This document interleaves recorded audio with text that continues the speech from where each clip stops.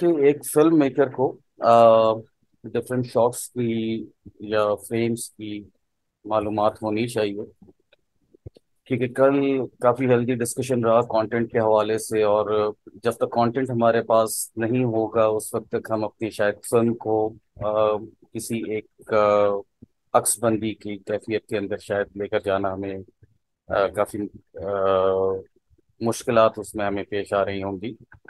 तो जो basic shots हैं हमारे, या बेसिक फ्रेम्स जिसे हम कह रहे होते हैं, वो 6 फ्रेम्स हैं बेसिक हमारे। सबसे पहले जो मैं 6 फ्रेम्स आपके सामने रख देता हूँ, उसके बाद फिर हम इन 30 शॉट्स की तरफ चलते हैं कि फिल्म मेकर को अपनी स्टोरी टेलिंग करने के लिए डिफरेंट एंगल्स और डिफरेंट शॉट्स पता होने चाहिए। तो सबसे पहला जो शॉट है वो है extreme long shot. Extreme long shot जिसके अंदर हम अपने लैंडमार्क्स को हाईलाइट कर रहे होते हैं। सेकंड शॉट हमारा जो आ जाता है वो लॉन्ग शॉट आ जाता है। उसकी दूसरी टर्म वाइड एंगल भी हम यूज कर रहे होते हैं। लॉन्ग शॉट या वाइड एंगल के अंदर कैरेक्टर या सब्जेक्ट के टोस से लेकर फोरहेड तक कैरेक्टर विजिबल होता है। और लॉन्ग शॉट के अंदर इसके साथ साथ आपके सेट की सेट आपका एस्टैब्लिश हो रहा होता है, आपकी लोकेशन एस्टैब्लिश हो रही होती है। तीसरा शॉट आपके पास जो आ जाता है बॉस, वो आ जाता है medium shot. Medium shot character के बेली बटन से लेकर फोरहेड तक वो शॉट हम कंपोज कर रहे होते हैं, क्रिएट कर रहे होते हैं। फोर्थ शॉट है हमारे पास क्लोजअप। चलिए। जी। मैंने आपको हैंडल चलो चलो बस। हेलो। अगर हैंड्स फ्री वो दे सकते हो मुझे। Earphones। आप लाए हो एयरफोन्स? अच्छा, एक छोटी सी रिक्वेस्ट है कि जो भी ज्वाइन कर रहा हो वो अपने माइक को अगर म्यूट कर ले वो ज़्यादा बेहतर होगा, क्योंकि आपकी तरफ से अगर कोई भी आवाज़ आती है तो शायद हम ये समझ रहे होते हैं कि कोई सवाल आपके एंड से आ रहा है। तो बहरहाल मैंने तो माइक को म्यूट कर दिया एंट्री के ऊपर। आप ओके कंटिन्यू सर। करें। तो तीसरा शॉट हमारे पास मीडियम शॉट आ जाता है। उसके बाद जो हम शॉट यूज कर रहे होते हैं वो क्लोजअप हम यूज कर रहे होते हैं। क्लोजअप हमारे नेक से लेकर फोरहेड तक हम यूज कर रहे होते हैं उसे। उसके बाद हमारे पास पांचवा शॉट आ जाता है सर, बिग क्लोजअप, जिसे हम टेक्निकल टर्म में BCU भी कहते हैं। बिग क्लोजअप को हमने एक मुखफ़फ़ के अंदर लेकर आ गए हम, BCU। जो लास्ट शॉट है वो हमारे पास टू शॉट है।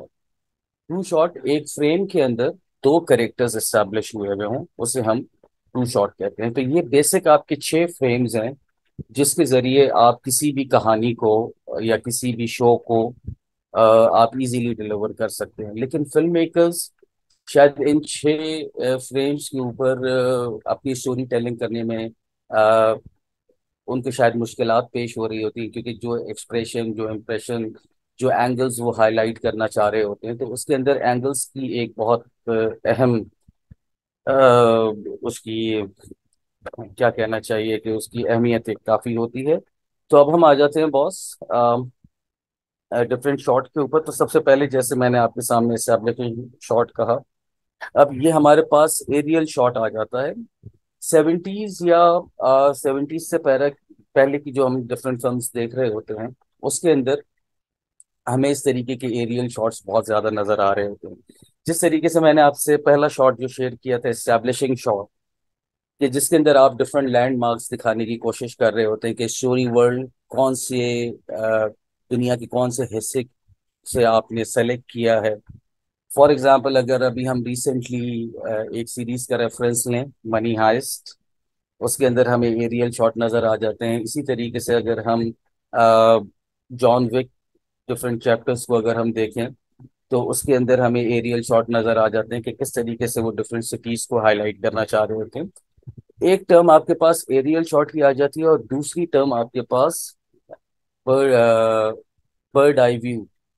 आपके पास ये दो टर्म चल रही होती है। तो इसमें जो सिंपल जो आपके पास जो डिफरेंस है, एरियल शॉट आपका हमेशा स्टैटिक शॉट होगा, बर्ड आई व्यू आपका मोशन के अंदर होगा, क्योंकि परिंदा कभी भी आपका जब भी हवा में उड़ रहा होता है तो या फ्लाई कर रहा होता है, तो मोशन के अंदर होता है, आगे की तरफ वो बढ़ रहा होता है। तो बर्ड आई व्यू और एरियल में एक छोटा सा डिफरेंस है कि एरियल शॉट हमेशा फिक्स शॉट होगा और बर्ड आई व्यू हमेशा मोशन के अंदर हो रहा होगा।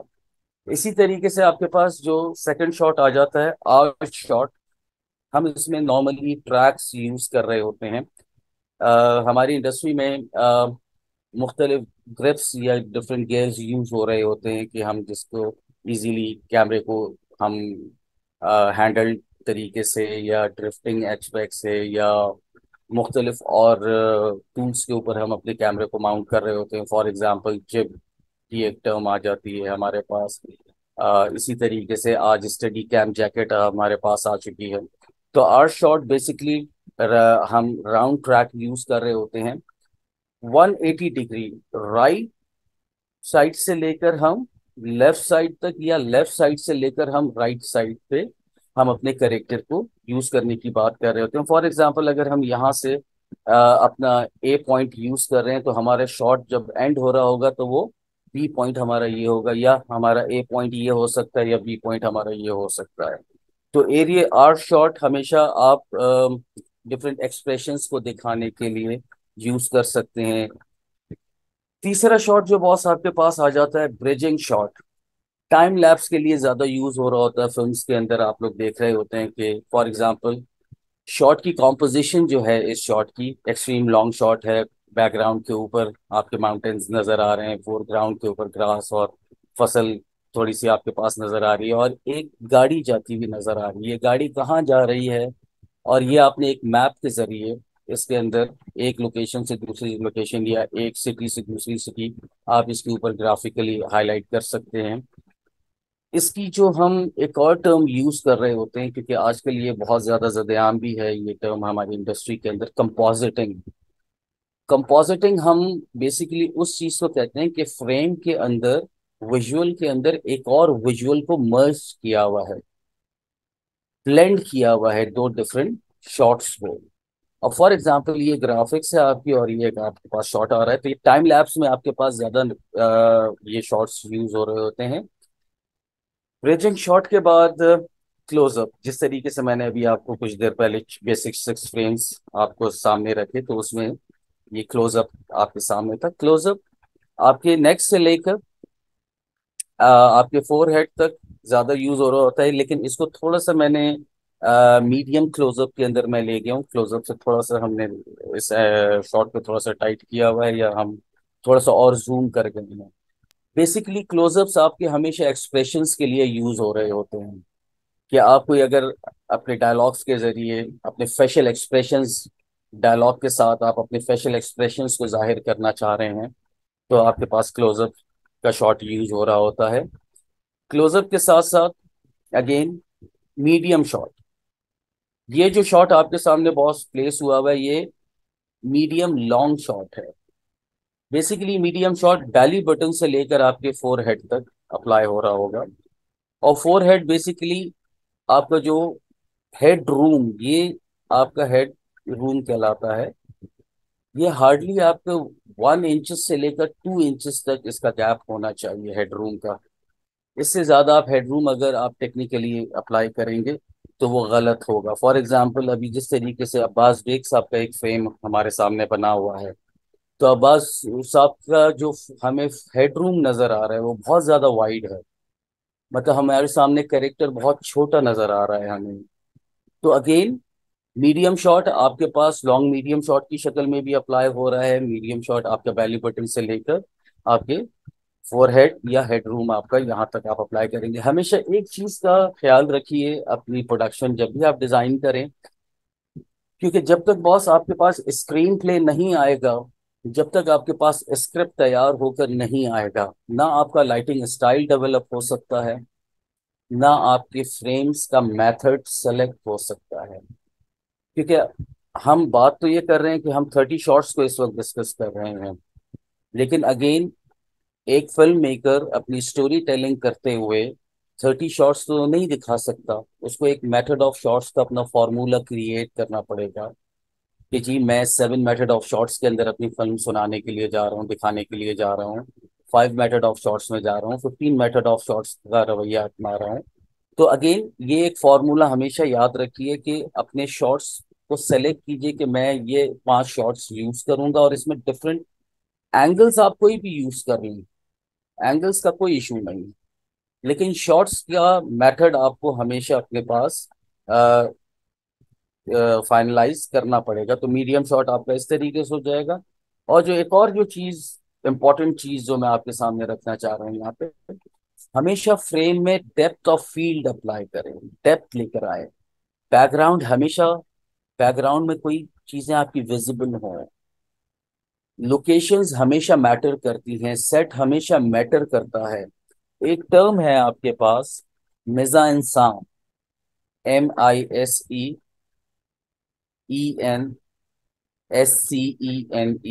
मिजा इंसान। It's a French term basically. ये थिएटर से ये टर्म हमने अडेप्ट की है या अडॉप्ट की हमने अपने सिनेमा के लिए। आपका ये जो ओवरऑल जो आपका फ्रेम बना हुआ है, इसे आप मेजा इंसान कहते हैं। इस फ्रेम के अंदर आपके कॉस्ट्यूम्स भी नजर आ रहे हैं, आपका गेटअप भी नजर आ रहा है, आपका मेकओवर भी नजर आ रहा है, आपके प्रॉप्स जो गन की शक्ल में या पिस्टल की शक्ल में यूज हो रहे हैं वो नजर आ रहा है। Colour psychology, colour psychology is very much important. एक फिल्म मेकर को रंगों की दुनिया या रंगों की डिटेल्स बहुत हद तक मालूम होनी चाहिए, क्योंकि प्राइमरी कलर्स हमारे पास रेड, येलो एंड ग्रीन, फिर इसी तरीके से सेकेंडरी कलर्स, हम इन्हीं कलर्स को ब्लेंड कर कर डिफरेंट शेड्स डेवलप करते हैं। सेकेंडरी के बाद आपके टर्शरी कलर्स के, एक फिल्म सिनेमाटोग्राफर या एक प्रोडक्शन डिजाइनर अपने खुद कलर्स डिजाइन करता है, अपने खुद शेड्स डिजाइन करता है। टर्शरी के बाद क्रोमैटिक, मोनोक्रोमैटिक कलर्स।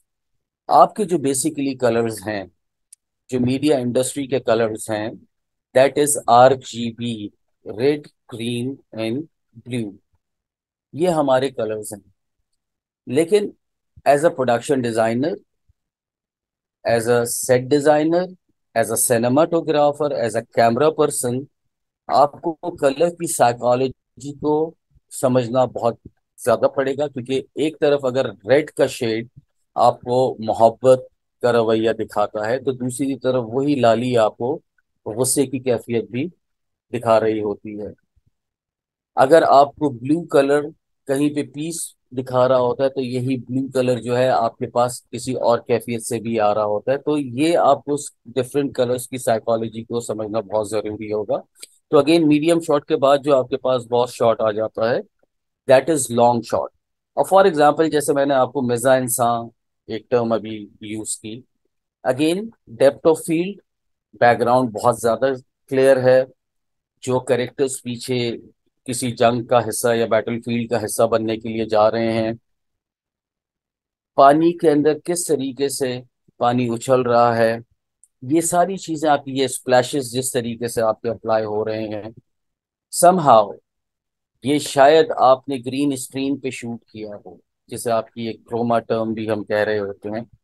ये इंशाल्लाह हम आगे चलकर देख ही रहे होंगे कि किस तरीके से इन चीजों को हम देखें।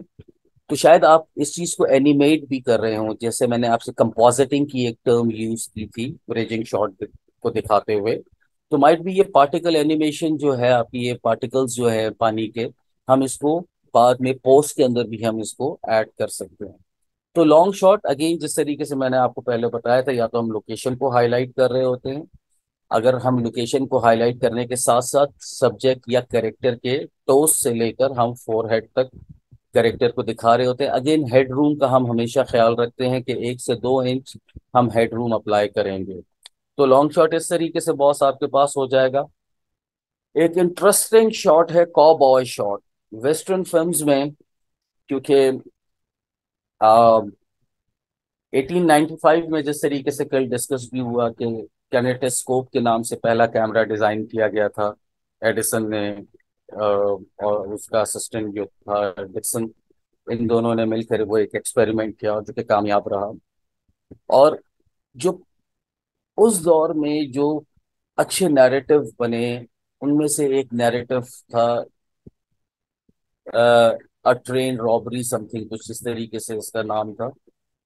जिस तरीके से उसमें टेक्निक्स को यूज किया गया है, जिस तरीके से, क्योंकि वेस्टर्न कल्चर को जिस तरीके से बहुत ज्यादा दिखाया गया, क्योंकि जापान में, यूएस में, यूके में और सब कॉन्टिनेंट पे, इन तमाम ममालिक में साइमल्टेनियसली कैमरा 1895 ऑनवर्ड्स पहुंच चुका था। और सब कॉन्टिनेंट का अगर हम रेफरेंस लें तो 1902 में, 1902 में कैमरा सब कॉन्टिनेंट में आकर कुछ न्यूज आइटम्स को रिकॉर्ड करता है, और आफ्टर एन ईयर फिर उसको टेलीसाइन, क्योंकि नेगेटिव का दौर था, उसको डेवलप करवाया। तो बहरहाल काउबॉय शॉट को हम थोड़ा सा देख लेते हैं। काउबॉय शॉट बेसिकली आपके वेस्ट के ऊपर या बैक पे, आपकी लोअर बॉडी के बैक साइड पे कैमरा प्लेस होता है। बेसिकली कॉबॉयज का जो एक स्टाइल हमेशा से रहा है, रशियन रॉलेट और इस तरीके के जो ये डिफरेंट गेम्स खेलते रहे हैं, कि इन्होंने प्रॉपर एक एक्शन देना है, कि पिस्टल निकलनी है, रिवॉल्वर को निकलना है और दूसरे सामने वाले ऑब्जेक्ट के ऊपर शॉट होना है। तो एक करेक्टर का ड्रॉप नजर आ रहा है, उसका एक्शन नजर आ रहा है पूरा, और सामने करेक्टर आपके सामने नजर आ रहा है। कि कॉबॉय शॉट आप इस तरीके से वेरिएशन में यूज कर सकते हैं। लेकिन आज जिस तरीके से ये शॉट, क्योंकि वेस्टर्न फिल्म्स ने इस एक फ्रेम को लॉन्च किया, लेकिन उसके बाद आज भी ये फ्रेम या ये शॉट बहुत ज्यादा यूज हो रहा है।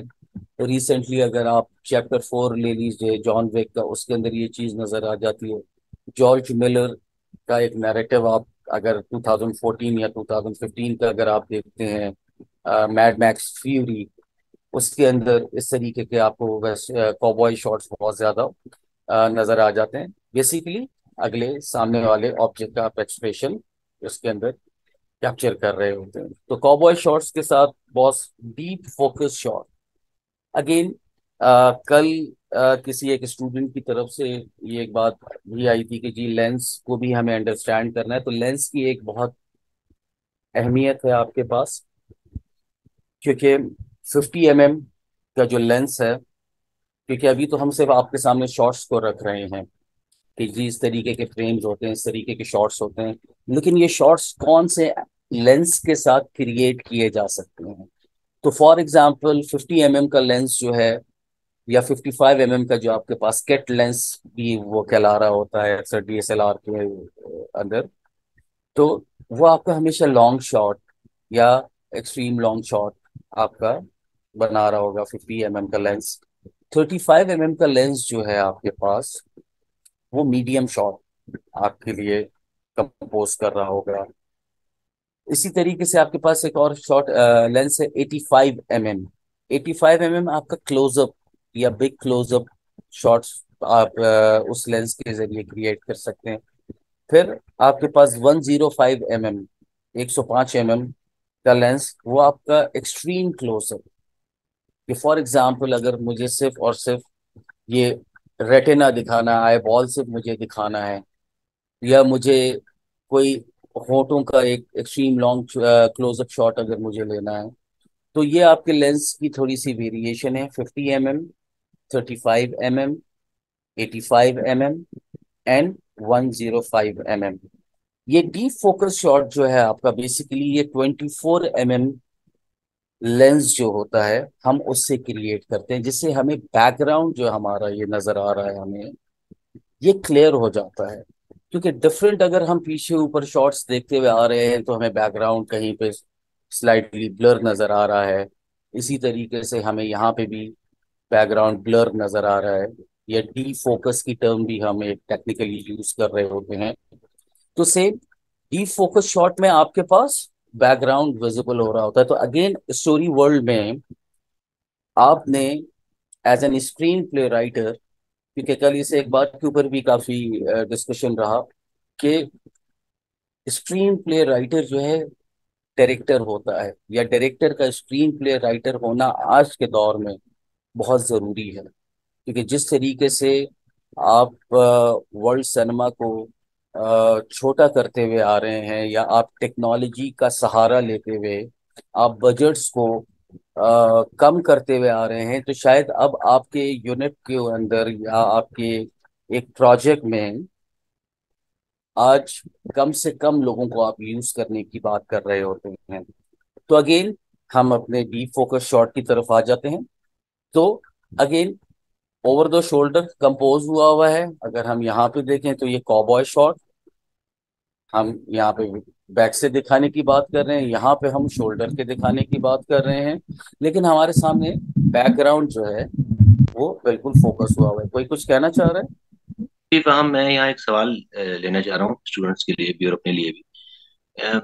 काउबॉय जो सर शॉट और ओटीएस में कैसे होगा फर्क? है जो सजेस्टिव शॉट है, जी मतलब हम हाथ पांव या कुछ और भी दिखा सकते हैं, तो इसमें फर्क क्या काउबॉय और सजेस्टिव या ओटीएस में, ओवर द वेरी शोल्डर का? Good sir. अगर हम कॉबॉय शॉट को देखते हैं तो हम बैक से अगर हम कैमरा प्लेस कर रहे हैं तो मेरे सामने जो कैरेक्टर नजर आ रहा है वो लॉन्ग शॉट में क्रिएट हुआ हुआ है।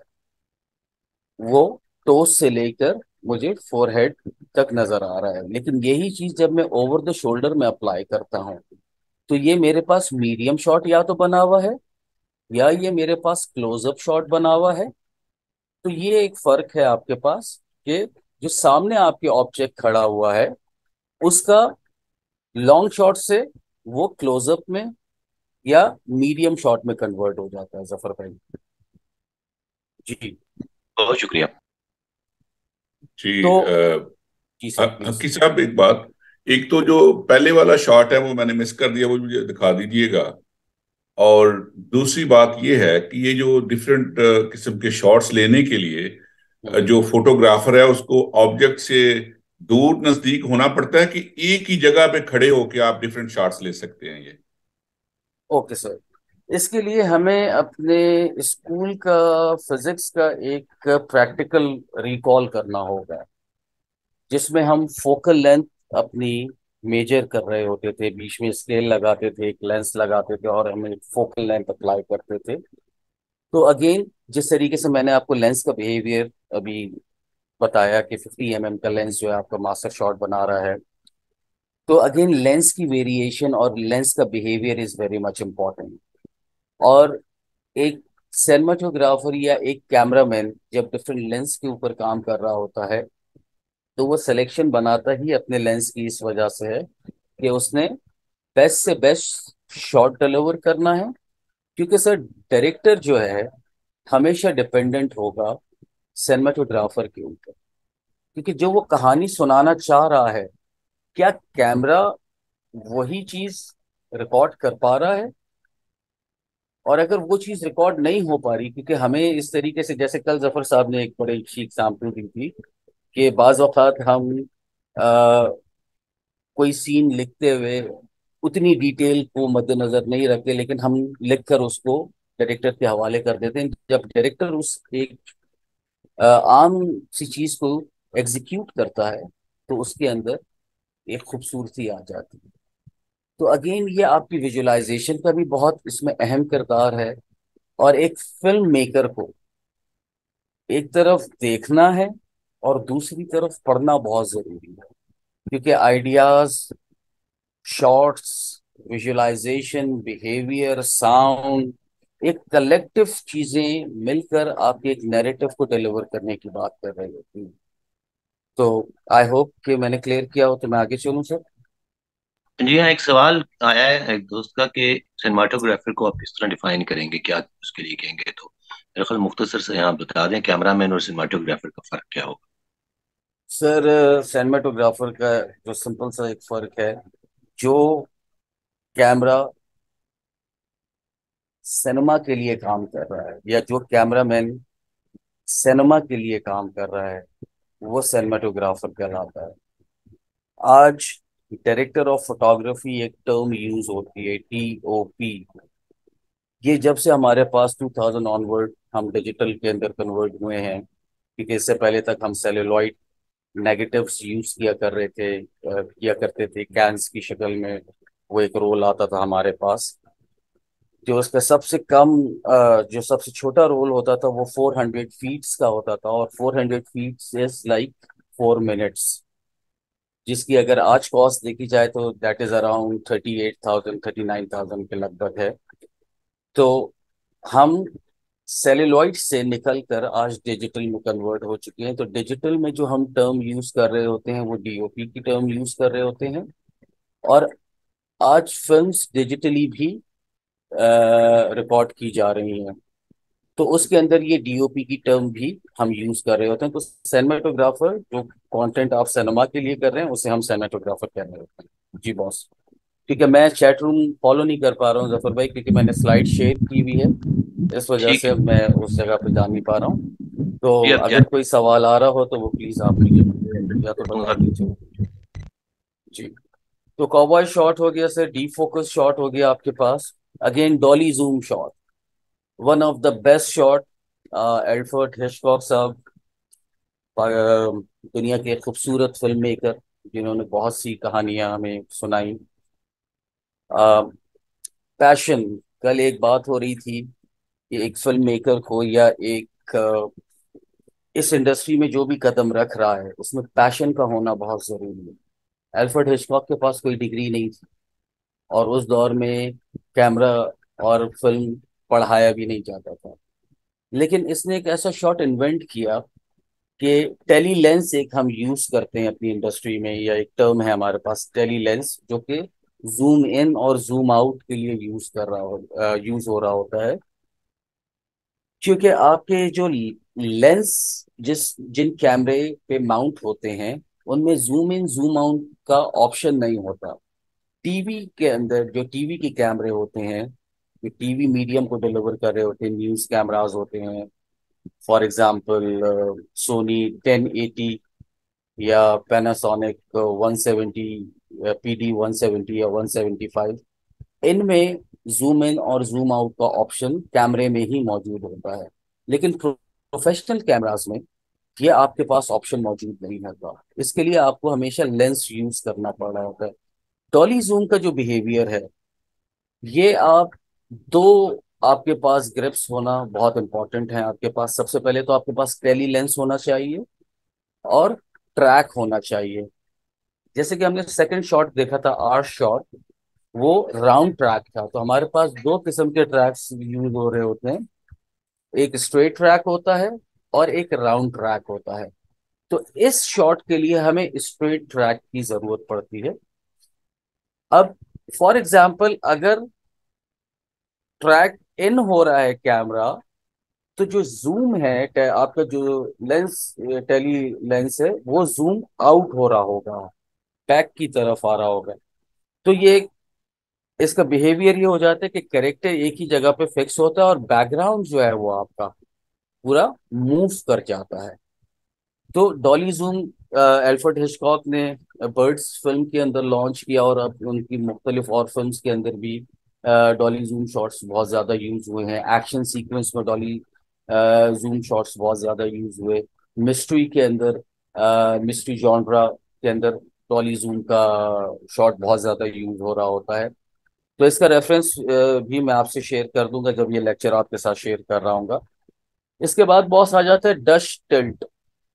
अगेन इसकी एक दूसरी टर्म हमारे पास रशियन शॉट भी हम इसको कह रहे होते हैं। इसमें कैरेक्टर जो है रेक्टेंगल, मतलब आप देख रहे हैं कि वो सेंटर्ड नहीं है, वो आपके पास थोड़ा सा मतलब लेफ्ट टू राइट आपका ये पूरा फ्रेम कवर हो रहा है। फॉर एग्जांपल इस वक्त जफर साहब जिस तरीके से बैठे हुए हैं, वो उनका फ्रेम इस वक्त कंपोज हुआ हुआ है। इस फ्रेम की जो कॉम्पोजिशन है दैट इज सेंटर्ड, क्योंकि आपके पास चार किस्म की कॉम्पोजिशंस हैं।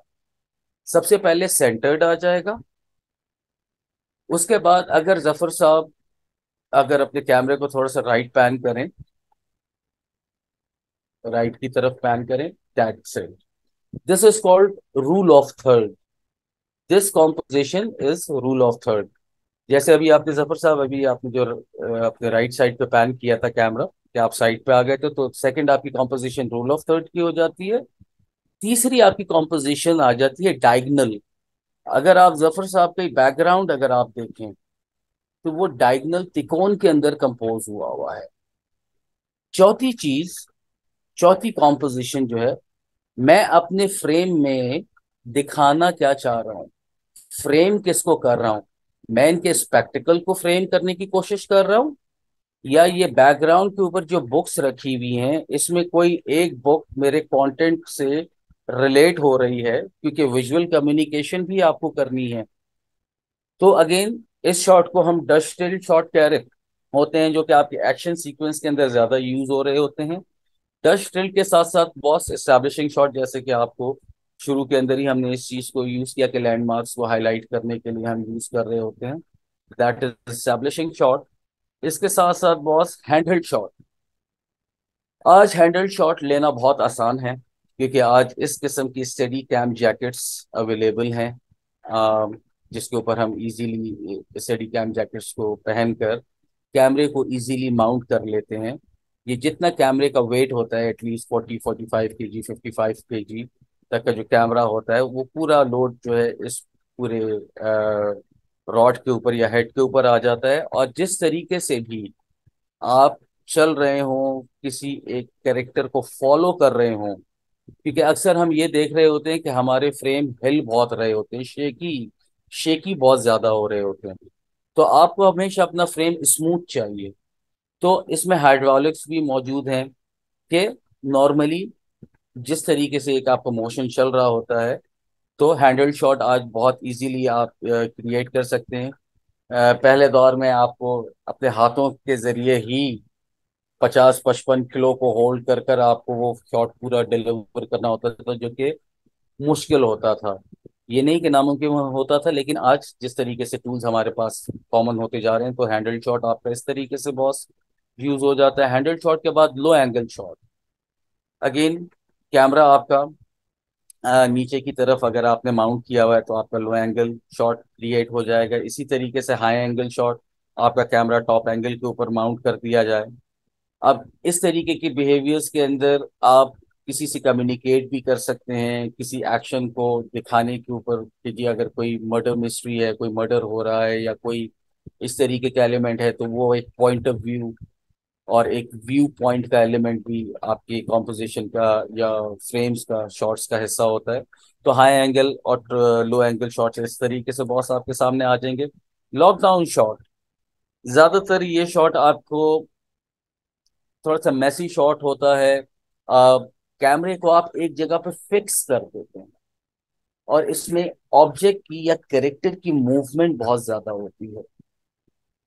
तो फॉर एग्जाम्पल यहाँ पे मैं एक और चीज जो आपके सामने जरूर रखना चाहूंगा, क्योंकि कॉम्पोजिशन की तो मैंने आपके सामने बात कर ली कि कैरेक्टर सेंटर्ड में हो सकता है, कैरेक्टर रूल ऑफ थर्ड मतलब राइट कॉर्नर पर हो सकता है या लेफ्ट कॉर्नर पर हो सकता है। तीसरा आपके पास डायगोनल के बैकग्राउंड आपका त्रिकोण में है, किस तरीके से आपने उसको बनाया हुआ है। फ्रेम, आप क्या चीज हाईलाइट करने जा रहे हैं। अब इसी तरीके से कॉम्पोजिशन के साथ कैमरे की प्लेसमेंट बहुत इंपॉर्टेंट है कि कैमरा रखा किधर जाए शॉट बनाने के लिए। कैमरे को हम किस जगह पे प्लेस करें कि हम लॉन्ग शॉट प्रिपेयर कर सकें, हम मीडियम शॉट प्रिपेयर कर सकें, हम टॉप एंगल बना सकें। तो इसकी 6 कॉम्पोजिशंस हैं बॉस, और सॉरी 6 प्लेसमेंट्स हैं कैमरे की।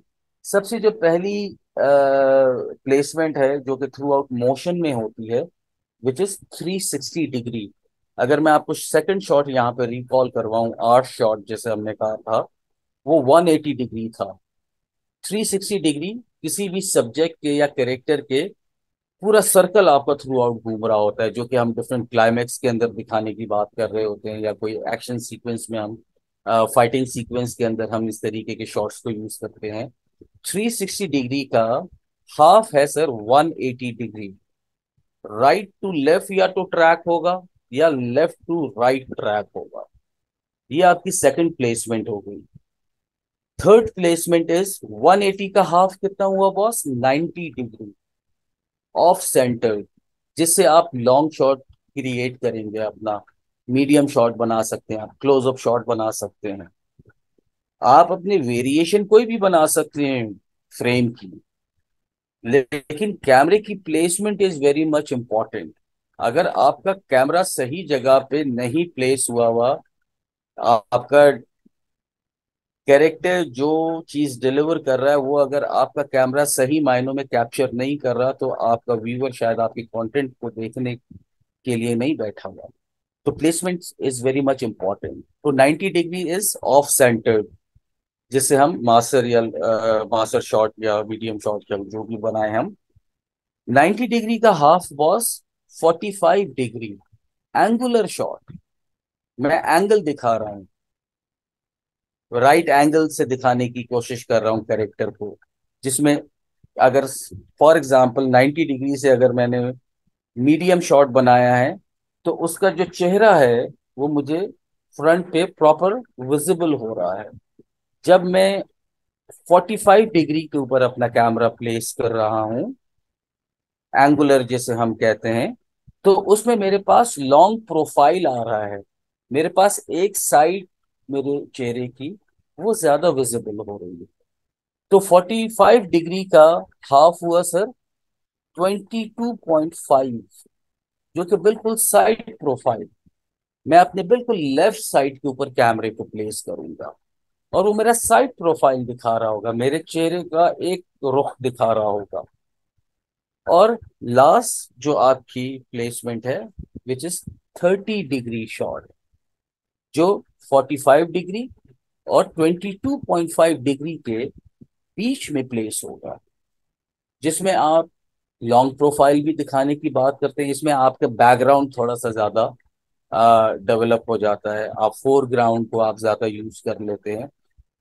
बैकग्राउंड फॉर एग्जांपल अगर ये आपके पीछे बिल्डिंग्स या इस तरीके का ये सारा आपका बैकग्राउंड है, फोरग्राउंड ये वाला हिस्सा जो मेरे सामने का हिस्सा है वो मेरा फोरग्राउंड फ्रेम कहलाएगा। तो boss lockdown shot is very much important shot के आपने अगर कोई एक्शन सीक्वेंस दिखाना है। शॉट्स बहुत सारे इंपॉर्टेंट हैं, विजुअलाइजेशन आपकी है एज अ फिल्म मेकर। क्या आपने कौन से शॉट को यूज करते हुए अपनी कहानी को ज्यादा बेहतर अंदाज में सुनाना है। तो लॉकडाउन शॉट के बाद बॉस आपके पास आ जाता है लाइब्रेरी शॉट, जो कि आप आर्काइव शॉट्स आप ज्यादातर यूज कर रहे होते हैं, या आप हाँ साहब, एक पुरानी सवाल सवाल पूछ सर, सकता हूँ? सर प्लीज प्लीज क्यों नहीं पूछ सकते। जी, मैंने हैंड रेज किया हुआ था लेकिन वो आप कंटिन्यूटी में चल रहे थे। ये इससे पहले जो आपने लॉकडाउन शॉट बताया उसके हवाले से मैं एक सवाल पूछना चाह रहा था। जी थोड़ी बॉस। देर पहले आप कह रहे थे कि जो आप दिखाना चाहते हैं वो बहुत इंपॉर्टेंट है, कि अगर आपका कैमरा आपके टॉपिक को या आपके सब्जेक्ट को फॉलो नहीं कर रहा तो व्यूवर जो है उनका ट्रस्ट कम होता जाएगा। ये लॉकडाउन शॉट जो मुझे समझ आया है, इसमें आप कैमरा एक जगह फिक्स कर देते हैं और बाज़ दफा जो जो एक्शन है वो कहीं दूसरी साइड पे हो रहा होता है। और जैसे आपने लिखा भी कि life is messy and can not be contained by a camera and the dolly grips who can take the afternoon off. तो ये फिर कहाँ यूज होता है? ये किसी खास सिनेरियो में यूज होता है ये shot? Thank sir you. For example मैं पासिंग शॉट्स में इसको यूज कर सकता हूँ कि मेरी अगर कोई गाड़ी या चेजिंग सीक्वेंस अगर मेरा चल रहा है तो मैं उसमें यूज कर सकता हूँ। अगर मेरा कैरेक्टर किसी जिस तरीके से इस एक शॉट के अंदर विजिबल हो रहा है कि किसी एक चीज को फॉलो करने के लिए भागा जा रहा है। सैन फ्रांसिस्को एक फिल्म आई थी अर्थक्वेक, उनको दिखाया गया था, उसमें लॉकडाउन शॉट्स बहुत ज्यादा यूज हुए हैं। मतलब अगर फॉर एग्जांपल यहाँ पे ऑफ सेंटर्ड के ऊपर कैमरा प्लेस हुआ हुआ है, 90 डिग्री के ऊपर अगर कैमरा प्लेस हुआ हुआ है, तो माइट बी मैं लीड रूम की टर्म को यूज करते हुए कैमरा लॉकडाउन 45 डिग्री के ऊपर रख सकता हूँ। तो अगेन शॉर्ट्स आपको कभी भी लिमिट नहीं करेंगे। आपको शॉर्ट्स का बिहेवियर, शॉर्ट्स की डिटेल, शॉर्ट्स की वेरिएशन आपको पता होनी चाहिए कि मैं अपनी कहानी को किस शॉट के जरिए बेहतर अंदाज में दिखाने की बात कर सकता हूँ। तो आई होप मैं आगे चलूँ सर, आपको जी जी, क्लियर बहुत हुआ। शुक्रिया, बहुत शुक्रिया, थैंक ओके यू। सर। एक तो ऐड लाइब्रेरी जी, और कोई सर? जी, मैं एक चीज ऐड करना चाह रहा हूँ यहाँ। शहजाद साहब ने कहा कि आपने कैमरा कहीं फिक्स किया और जो आपकी मूवमेंट है वो किसी दूसरी तरफ चल रही है। तो शहजाद साहब, डायरेक्टर ने जो दिखाना है उसने वहीं कैमरा फिक्स करना है। अगर दूसरी तरफ की मूवमेंट है तो डेफिनेटली उसको उसको तो फिर उधर ही कैमरा फिक्स करना चाहिए ना, जहाँ की मूवमेंट वो दिखाना चाह रहा है। तो बाकी उसके फ्रेम्स में वही दिखा रहा है जो दिखाना चाह रहा है। जो नहीं नजर आ रहा, इसका मतलब है कि वो दिखाना ही नहीं चाह रहा। जी जफर साहब, मैं बिल्कुल आपकी बात से एग्री करूंगा। ये वो जो स्लाइड पे लिखा होता है ना, वो पढ़ के मैंने इसे क्वेश्चन किया। अ शॉट अच्छा वेयर द इसके कैमरा लिए इज फिक्स्ड इन अगर one position while the action continues of screen. तो मुझे इस पे समझ नहीं आई कि क्या वो आपने जिस तरह कहा ना, एग्जैक्टली मेरे भी ये ख्याल था कि शायद वो जो सब्जेक्ट है वो तो साइड पे चला गया, लेकिन वो दिखाना जो चीज चाह रहा है वो अभी भी फ्रेम में है। सर इसके लिए एक और टर्म यूज होती है, जब हम फिल्म ग्रामर का एक हम लेक्चर जब देख रहे होंगे, उसमें एक टर्म आएगी मोटिवेटेड कट, कि जो व्यूअर जो चीज देखना चाह रहा है लेकिन डायरेक्टर उस चीज को छुपा कर रख रहा है, क्योंकि आपका व्यूअर भी बहुत ज्यादा आपकी तरह इंटेलिजेंट है, स्मार्ट है, वो आपकी स्टोरी वर्ल्ड को डिकोड करता हुआ चल रहा है। तो आपकी स्टोरी लिखने का बिहेवियर, आपका स्क्रीन प्ले डेवलप करने का जो बिहेवियर होना चाहिए, वो इस तरीके से होना चाहिए कि आपका व्यूअर आपके डिफरेंट जो सेटअप है आपके स्टोरी वर्ल्ड के, उनको डिकोड ना कर पाए। तो वो एक मोटिवेटेड कट की भी टर्म हम इंशाल्लाह देख रहे होंगे समझने के लिए, एक बेहतर अंडरस्टैंडिंग के लिए। तो लाइब्रेरी शॉट्स सर, अक्सर आपके पास वाइल्ड शॉट्स या आपके पास लाइब्रेरी शॉट्स, आर्काइव शॉट्स आप यूज कर रहे होते हैं। फॉर एग्जांपल अगर आपने first world war, second world war का अगर आपने कोई चीज़ दिखानी है तो डेफिनेटली वो आपको आर्काइव से ही मिल सकती है, या तो फिर आप उसको प्रॉपर री एनेक्ट कीजिए। री एनेक्ट करने के लिए जाएंगे तो इट्स वेरी ह्यूज बजट आप लग रहा होगा उस एक चीज़ के ऊपर। मैट शॉट एक बड़ा खूबसूरत शॉट, पहले ज़माने में पेंटिंग्स यूज हो रही होती थी, फ्रेम पेंट करके लगाया जा रहा होता था। इसका रेफरेंस अभी एक वेब सीरीज ओटीटी पे लॉन्च हुई है, क्या नाम है इसका, जुबली के नाम से। इसमें बॉम्बे टॉकीज को थोड़ा सा दिखाया गया है, रॉय टॉकीज फिक्शन के अंदर उन्होंने स्टोरी वर्ल्ड में नाम रखा। तो उसमें मैट शॉट्स अगर आप उस सीरीज को फॉलो करें तो आपको मैट शॉट ज्यादा नजर आ रहे होंगे कि बैकग्राउंड के ऊपर आपकी एक पेंटिंग अप्लाई हुई हुई है और सामने आपके कैरेक्टर्स, आपके सब्जेक्ट खड़ा हुआ है आपका, और वो इस तरीके से। तो ये जितना भी आपका एरिया है ये सारा पेंटेड है। आज यही चीज डिजिटली आप डिलीवर कर रहे हैं, जिसे आप कंपोजिटिंग भी कह रहे होते हैं, कि frame with in the frame, visual के अंदर एक और विजुअल को आपने क्रिएट किया। तो मैट शॉट आपका इस तरीके से आ जाता है बॉस। मैट शॉट के बाद money shot, one of the bestest shot, wow, full of expressions boss. अब यहाँ पे आपके तीन, आपका जो टेक्निकल डिपार्टमेंट है इसमें तीन लोग बहुत इंपॉर्टेंट है।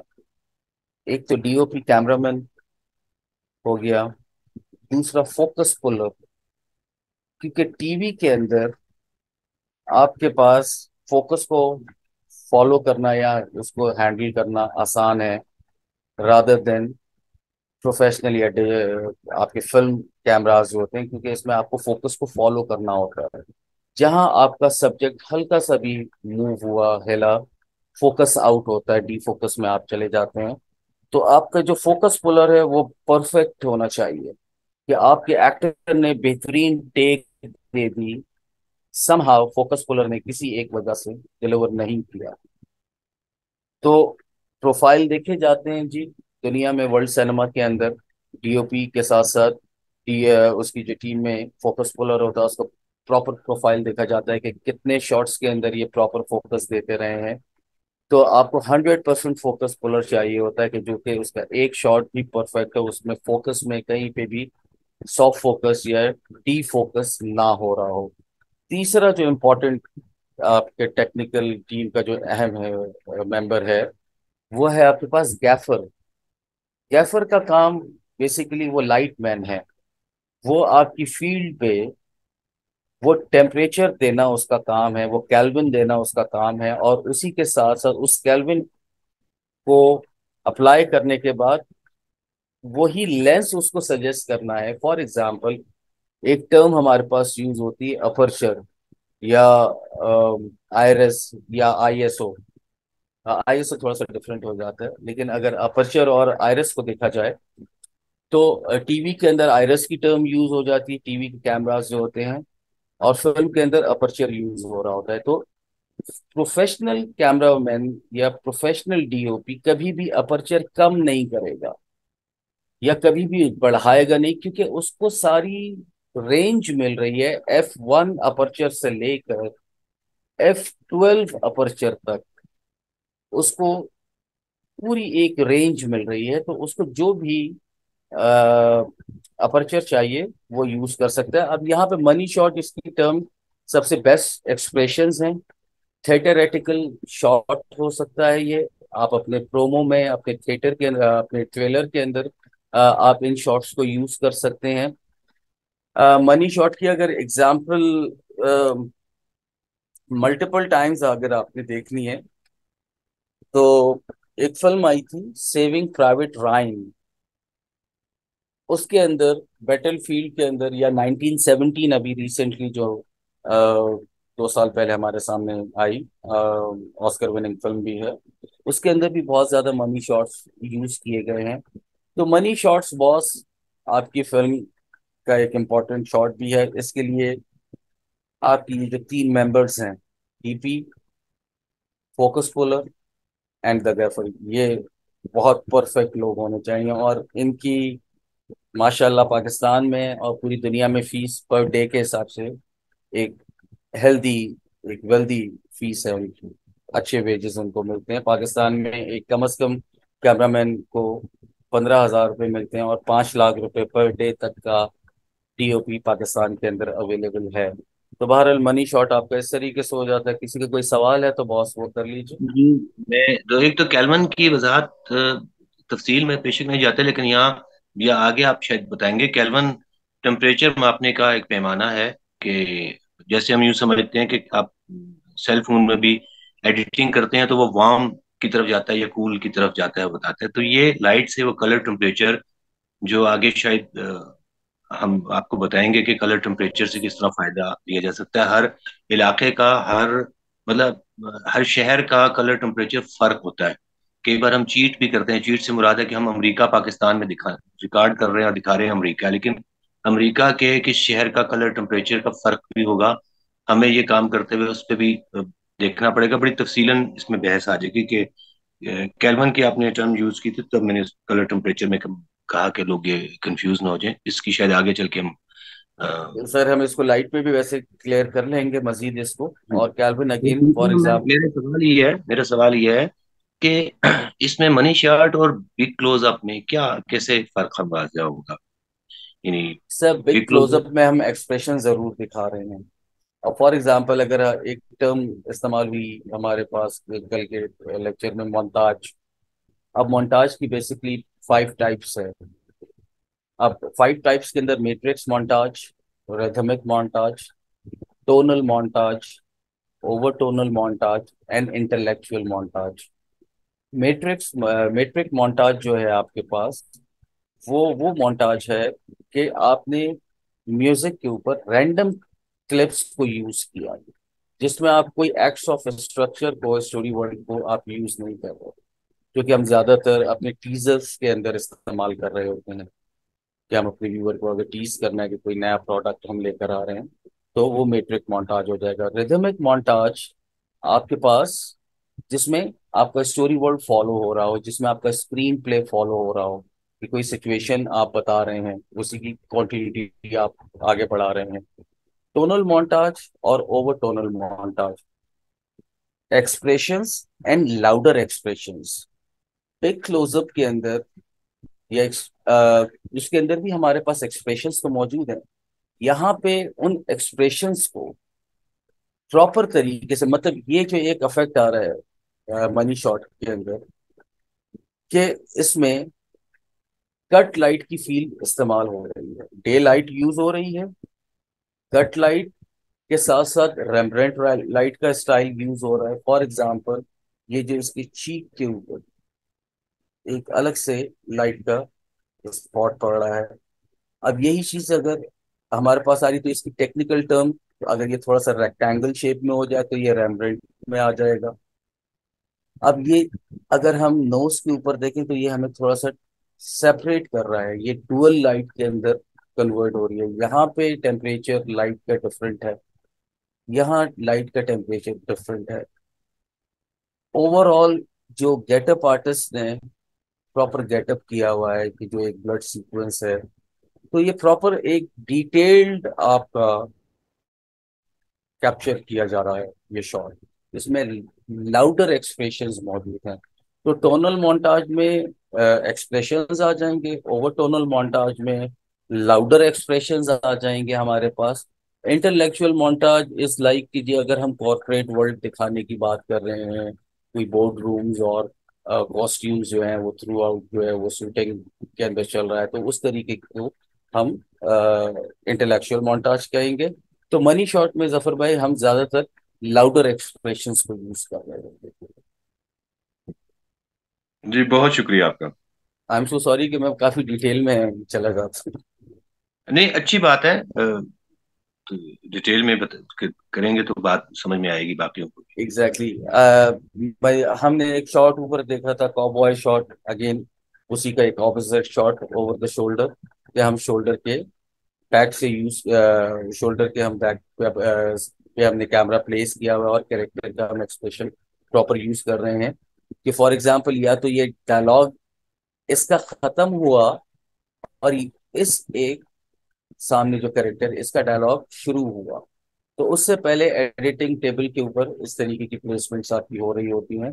तो ओवर द शोल्डर आपका ये शॉट कहलाएगा कि शोल्डर के पीछे आपका कैमरा प्लेस हो जाए। इसमें एक इम्पॉर्टेंट चीज ये है 180 डिग्री रूल। एक तरफ तो हम 180 डिग्री प्लेसमेंट की बात कर रहे थे कैमरे की, कि हम ट्रैक करते हैं। अब एक रूल है हमारे पास कि 180 डिग्री रूल ब्रेक नहीं हो सकता। अब फॉर एग्जाम्पल अगर आपका कैमरा यहाँ पे बैक पे अप्लाई हुआ हुआ है, तो अब मुझे अगर इस कैरेक्टर को फोकस करना है तो मेरा कैमरा यहाँ पे प्लेस नहीं होगा, क्योंकि अगर मैं यहाँ पे कैमरा प्लेस करता हूँ तो मैं ऑपोजिट साइड पे चला जाता है। मुझे 180 डिग्री रूल को फॉलो करने के लिए मुझे कैमरा यहाँ प्लेस करना पड़ेगा इसका, क्योंकि मैंने एक लाइन ड्रॉ की है अपने कॉम्पोजिशन के अंदर। फ्रेम जब मैंने कंपोज किया है तो मैंने एक लाइन ड्रॉ की है। तो 180 डिग्री आप रूल कभी भी ब्रेक नहीं करते। और ये एक बात अच्छी है कि रूल्स जो हैं बनाए जाते हैं तोड़ने के लिए। तो अगर आप कोई रूल तोड़ रहे हैं तो उसको प्रॉपर जस्टिफाई करें। फॉर एग्जाम्पल जॉन विक में 180 डिग्री रूल ब्रेक किया गया है। डेथ रेस एक रेस सीक्वेंस था, उसमें 180 डिग्री रूल ब्रेक किया गया है। इसी तरीके से फोर्ड वर्सेस फरारी, इसमें 180 डिग्री रूल को ब्रेक किया गया। कि अगर आप रूल ब्रेक कर रहे हैं तो आप प्रॉपर एक्सप्रेशन दिखाने की बात कर रहे हैं कि व्यूअर थोड़ा सा डिस्ट्रैक्ट नहीं हो रहा, उसको वो जो नेक्स्ट शॉट मिल रहा है वो कोई उसके लिए नया नहीं है, मतलब वो उसकी कॉन्टिन्यूटी को ही फॉलो कर रहा है, कोई अलग से चीज नहीं आए। तो ये 180 डिग्री रूल एक इम्पॉर्टेंट चीज था। हाँ जी, ओवर द फहम। जी सर फहम, प्लीज। इसमें हमें पहले तो 180 डिग्री मतलब मैं वो लाइन जो कैमरा लाइन है उसके लिए तो एक अलग लेक्चर की जरूरत होगी इनको। तो सर हाँ, वो यकीनन। ऐसे समझ नहीं आएगा, और बताने के बाद भी जब तक आप प्रैक्टिस नहीं करते तब तक वो चीजें तो 180 लाइन पहले समझना, और फिर उसको तोड़ना भी, तोड़ा भी जा सकता है, क्यों तोड़ा जा सकता है, फिर उसमें जंप की किस्में आ जाएंगी लाइट से लेकर और सब चीजें। तो मेरा ख्याल बहुत है सारी एक चीजें हैं सर ये इसमें, जो क्योंकि वो एक ये पूरा लेक्चर कॉम्बिनेशन बन, है अगेन। यस। कम से कम एक लेक्चर वो पूरा बनता है। तो यस। अभी आप कंटिन्यू रखिए जी please. Okay sir. Over the shoulder के बहुत बाद बॉस आपके पास pan shot, panning shot, right to left आप अपने कैमरे को ट्राइपॉड के जरिए, क्योंकि कैमरा आपके मुख्तलिफ जगहों पे इंस्टॉल हो रहा होता है या उस प्लेस हो रहा होता है। ट्राइपॉड एक तीन लेग्स के ऊपर हम कैमरे को प्लेस कर रहे होते हैं, इसी तरीके से हैंडल, जिस तरीके से स्टडी कैम जैकेट मैंने आपको बताई।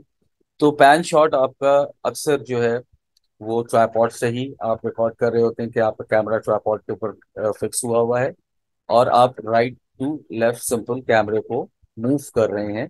कि ये चीज आप कोई अगर पासिंग शॉट दिखाने की बात कर रहे हैं, कोई मोशन दिखाने की बात कर रहे हैं, कोई कैरेक्टर को फॉलो करने की बात कर रहे हैं, तो पैन शॉट इस तरीके से आपका यूज होता है। पॉइंट तो ऑफ व्यू। पैन चार्ट की एक सादा सी मिसाल है कि आप गर्दन बिल्कुल सीधी रख के जब दाएं और बाएं हिलाते हैं तो हम इसको पैन चार्ट भी कह सकते हैं। यानी गर्दन आपकी एग्जैक्टली अपनी बॉस। जगह पर है, सर आपका दाएं से बाएं घूमता है, तो ये मिसाल है पैन चार्ट की। बिल्कुल सर। जी। बिल्कुल सर। पॉइंट ऑफ व्यू और view point. Point of view जो मेरी आंखें देख रही हैं, क्या चीज देख रही हैं, व्यू पॉइंट मेरा सराउंड किया है। अब अगेन आप कोई सीक्वेंस ऐसा क्रिएट कर रहे हैं, कुछ कोई आपने फिश मार्केट, वाह, फिश मार्केट से एक रेफरेंस याद आता है, perfume, what an art piece. Novel भी खूबसूरत है और फिल्म भी बहुत खूबसूरत बनाई। उसका जो ओपनिंग शॉट है, उसका जो ओपनिंग सीक्वेंस है कि एक फिश मार्केट में एक औरत लेबर को फेस करते हुए एक बच्चे को पैदा कर रही है, तो वो एक पूरी फिश मार्केट का उस लोकेशन को बिल्ड करना, उस लोकेशन की डिटेल बताना, तो view point, point of view, जो मेरा पॉइंट ऑफ व्यू है कि मैं क्या चीज दिखाने की बात कर रहा हूँ, क्या चीज देख रहा हूँ, किसी एक चीज के ऊपर मेरा खौफ है या जो भी एक स्टोरी वर्ल्ड में सिचुएशन उस वक्त आ रही है, तो पॉइंट ऑफ व्यू जो आप देख रहे हैं। सीक्वेंस शॉट, सबसे खूबसूरत शॉट आपकी एक फिल्म मेकर के लिए सबसे चैलेंजिंग शॉट, जिसमें कैमरा कट नहीं होता बॉस, ऑब्जेक्ट आपका मूव होता रहता है, आपके कैरेक्टर्स चेंज होते रहते हैं आपके। फॉर एग्जाम्पल 1917 का वो एक्शन सीक्वेंस जिसमें आपका जो प्रोटैगनिस्ट है भाग रहा है, जो आपका मेन हीरो है बेसिकली, वो जो भाग रहा है, और जो मुख्तलिफ शेलिंग और सारी चीजें जो भी हो रही हैं उसके अंदर, कैमरा कट नहीं हो रहा, कैमरा मूव हो रहा है, कभी राइट साइड पे आ रहा है, कभी सामने से फॉलो कर रहा है, कभी ऑपोजिट साइड पे जा रहा है।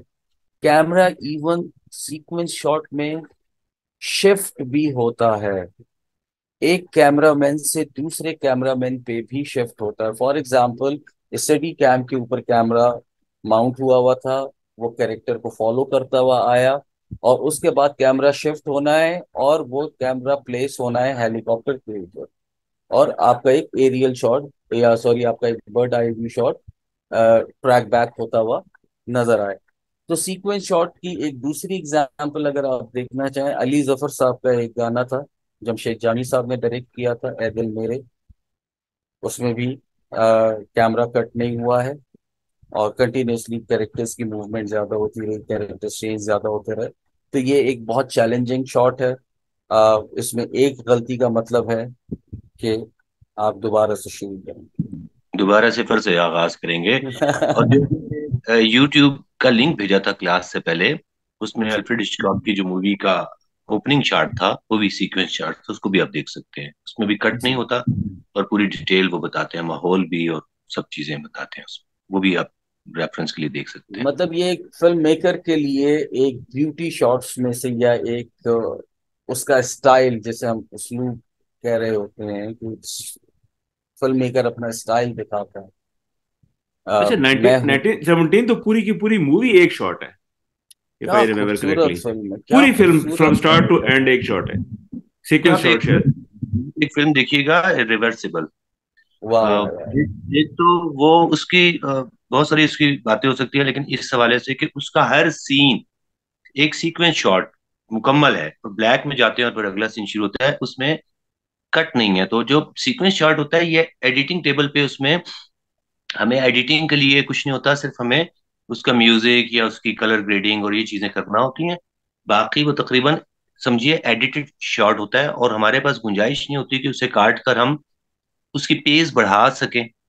तो ये इसलिए बड़ा कैलकुलेटेड होता है कि जब आप सीक्वेंस शॉट लेते हैं तो ये आप पूरी टाइमिंग निकाल के लेते हैं कि क्या इतनी देर तक व्यूवर की दिलचस्पी का सामान स्क्रीन पे रहेगा जितनी देर तक हमने एक एक ही सीक्वेंस में ले रहे हैं। तो ये भी बड़ा ख्याल रखना पड़ता है, सिर्फ नहीं, शॉट गुड ले फिलास लेना। का अगर हम रेफरेंस लें यहाँ पे, जफर भाई, गुड फिलास मार्टिन स्कॉर्सेज़ी की फिल्म, किस तरीके से रेस्टोरेंट के बाहर से गाड़ी के उतरने से लेके रेस्टोरेंट में एंटर होने तक, और रेस्टोरेंट में एंटर किस तरीके से हो रहे हैं कि बीच में किचन भी आ रहा है, फिर वहां पे जाके टेबल भी क्रिएट हो रही है, मतलब टेबल को अरेंज किया जा रहा है वहां पे, उनकी प्लेसमेंट प्रॉपर बनाई जा रही है, और continuously over the shoulder, closeup, long shot, angles, over, मतलब बिहेवियर, मतलब इतना वेरिएशन है आपके सीक्वेंस शॉट में, तो ये एक बहुत चैलेंजिंग शॉट आपका कहलाया जाता है। तो इसी को कंटिन्यू अगर आगे करते हुए, स्टेडी कैम शॉट जिस तरीके से मैंने आपको ऊपर बताया, स्टेडी कैम जैकेट इस वक्त अवेलेबल है।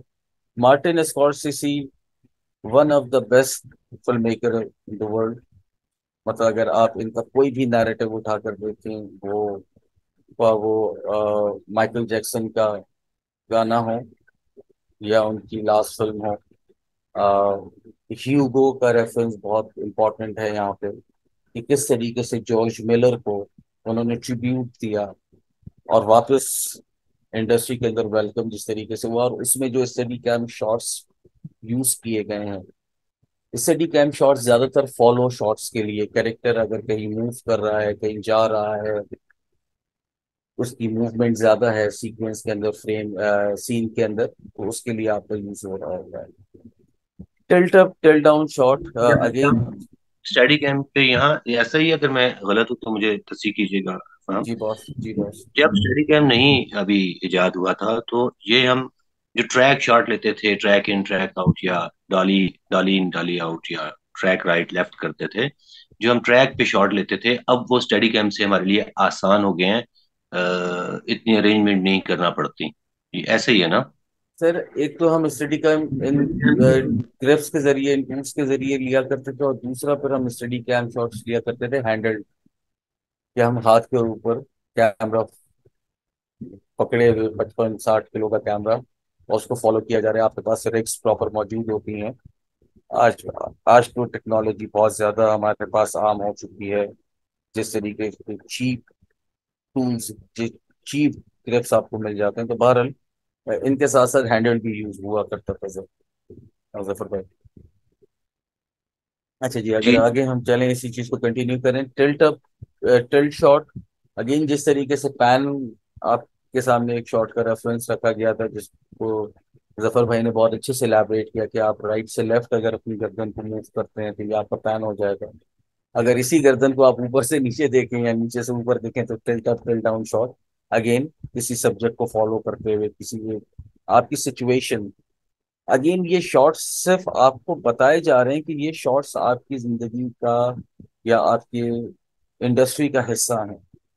यही तमाम शॉर्ट्स हम अपनी आंखों से रोजमर्रा की जिंदगी में देख रहे होते हैं।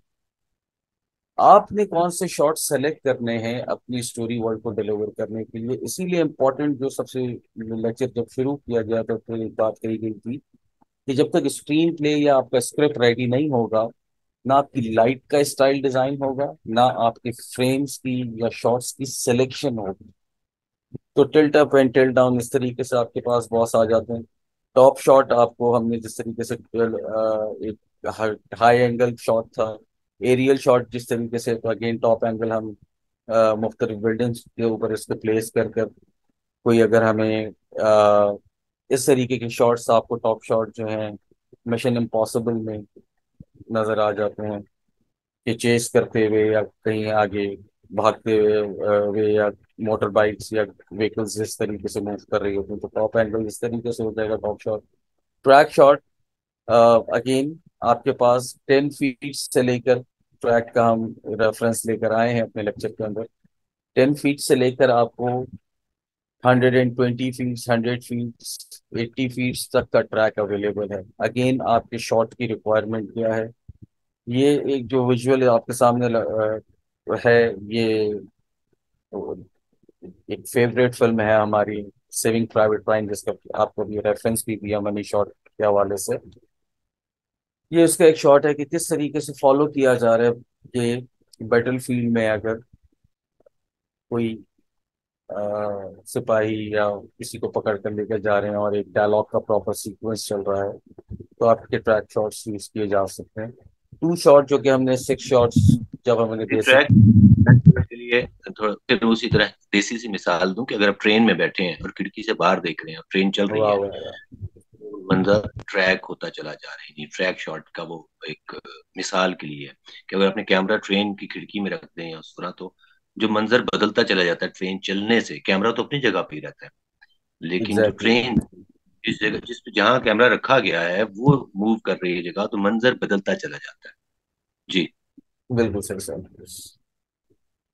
टू शॉट जिस तरीके से आपसे शुरू में डिस्कस किया गया था, 6 बेसिक शॉट्स में आपके 2 शॉट्स के आपके 2 कैरेक्टर्स आपके एक फ्रेम के अंदर हाईलाइट हो रहे हो। अगेन जब हम लाइट पढ़ रहे होंगे इंशाल्लाह ताला, इसका लाइट का स्टाइल डिफरेंट है, इसका लाइट का स्टाइल डिफरेंट है, बैकग्राउंड एम्बियंस डिफरेंट है। अगर एक जो टर्म मैंने आपसे यूज की थी, फ्रेंच टर्म मिज़ाइन-सा, अगर हम उसको इस फ्रेम के अंदर देखें या इस विजुअल के अंदर देखें तो हम ज्यादा बेहतर तरीके से समझ पाए कि बैकग्राउंड के अंदर आपकी डिफरेंट फ्रेम्स लगे हुए हैं, प्रैक्टिकल लाइट यूज हो रही है। इसी प्रैक्टिकल लाइट बेसिकली हम उसे कह रहे होते हैं कि आपके फ्रेम में अगर कोई लाइट विजिबल है तो वो हम प्रैक्टिकल लाइट के तरीके से काम कर रही है। और वो आपके सेट पे भी इसका एक, जो जफर साहब ने कुछ देर पहले केल्विन की बात की थी, इसका एक केल्विन या इसका एक वॉट, जितना भी है इसका एक टेम्परेचर है 75 वॉट, 25 वॉट्स जो है, तो वो एक अप्लाई हो रहा है यहाँ पे। तो एक टर्म तो इसकी प्रैक्टिकल लाइट हो गई, दूसरी टर्म हम यूज कर रहे होते हैं ब्लाइंड स्पॉट गेयर, ये एक इसकी दूसरी टर्म यूज हो रही होती है। अगेन ये आपके डिफरेंट प्रॉप्स यूज हो रहे हैं। तो ये एक ओवरऑल जो फ्रेम बना हुआ है जिसमें सेट भी विजिबल है, जिसमें कैरेक्टर भी बैठे हुए हैं, जिसमें उनके कॉस्ट्यूम्स भी हाईलाइटेड हैं, जिसमें लाइट का स्टाइल भी विजिबल है, हर एक चीज जो आपके इस फ्रेम के अंदर मौजूद है उसे आप मिज़ा इंसान कहते हैं। तो टू शॉट बॉस इस तरीके से हो जाएगा आपके पास। विप पैनिंग, एक तो आपने आराम से गर्दन को घुमाया और एक आपने बहुत तेजी से गर्दन को घुमाया, ये आपकी प्रोडक्शन की ट्रांजिशंस का हिस्सा होती है। ट्रांजिशन आपके पास एक टर्म आ जाती है एडिटिंग टेबल के ऊपर, आप यूज कर रहे होते हैं, आप डिजॉल्व टाइम लैप्स दिखाने की जब आप बात करते हैं तो आप डिफरेंट ट्रांजिशंस को यूज कर रहे होते हैं। तो ये वेब पैनिंग की जो आपके पास ट्रांजिशन है या ये सीक्वेंस है, ये आपके अक्सर या तो फाइटिंग सीक्वेंस में ज्यादा यूज हो रहा होता है या आपकी ट्रांजिशंस के अंदर यूज हो रहा होता है।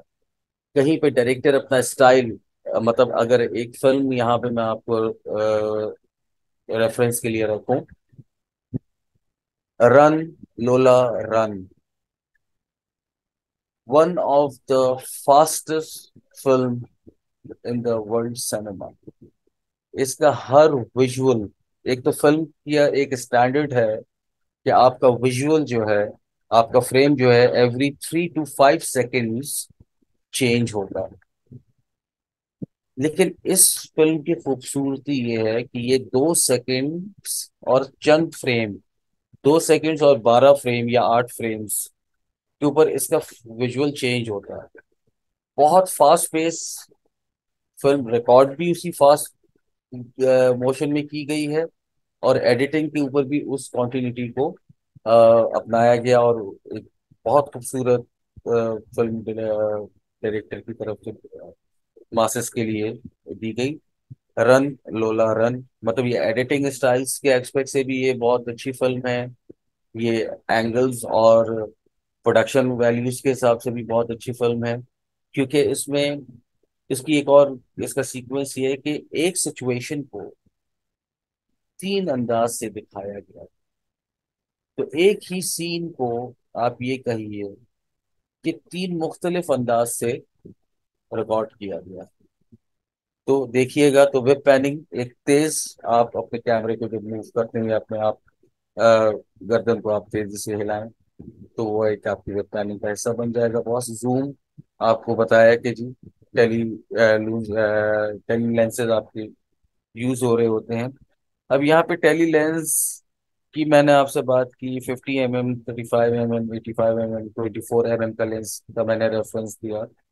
लेकिन कुछ आपके पास बेसिक लेंस हैं बॉस,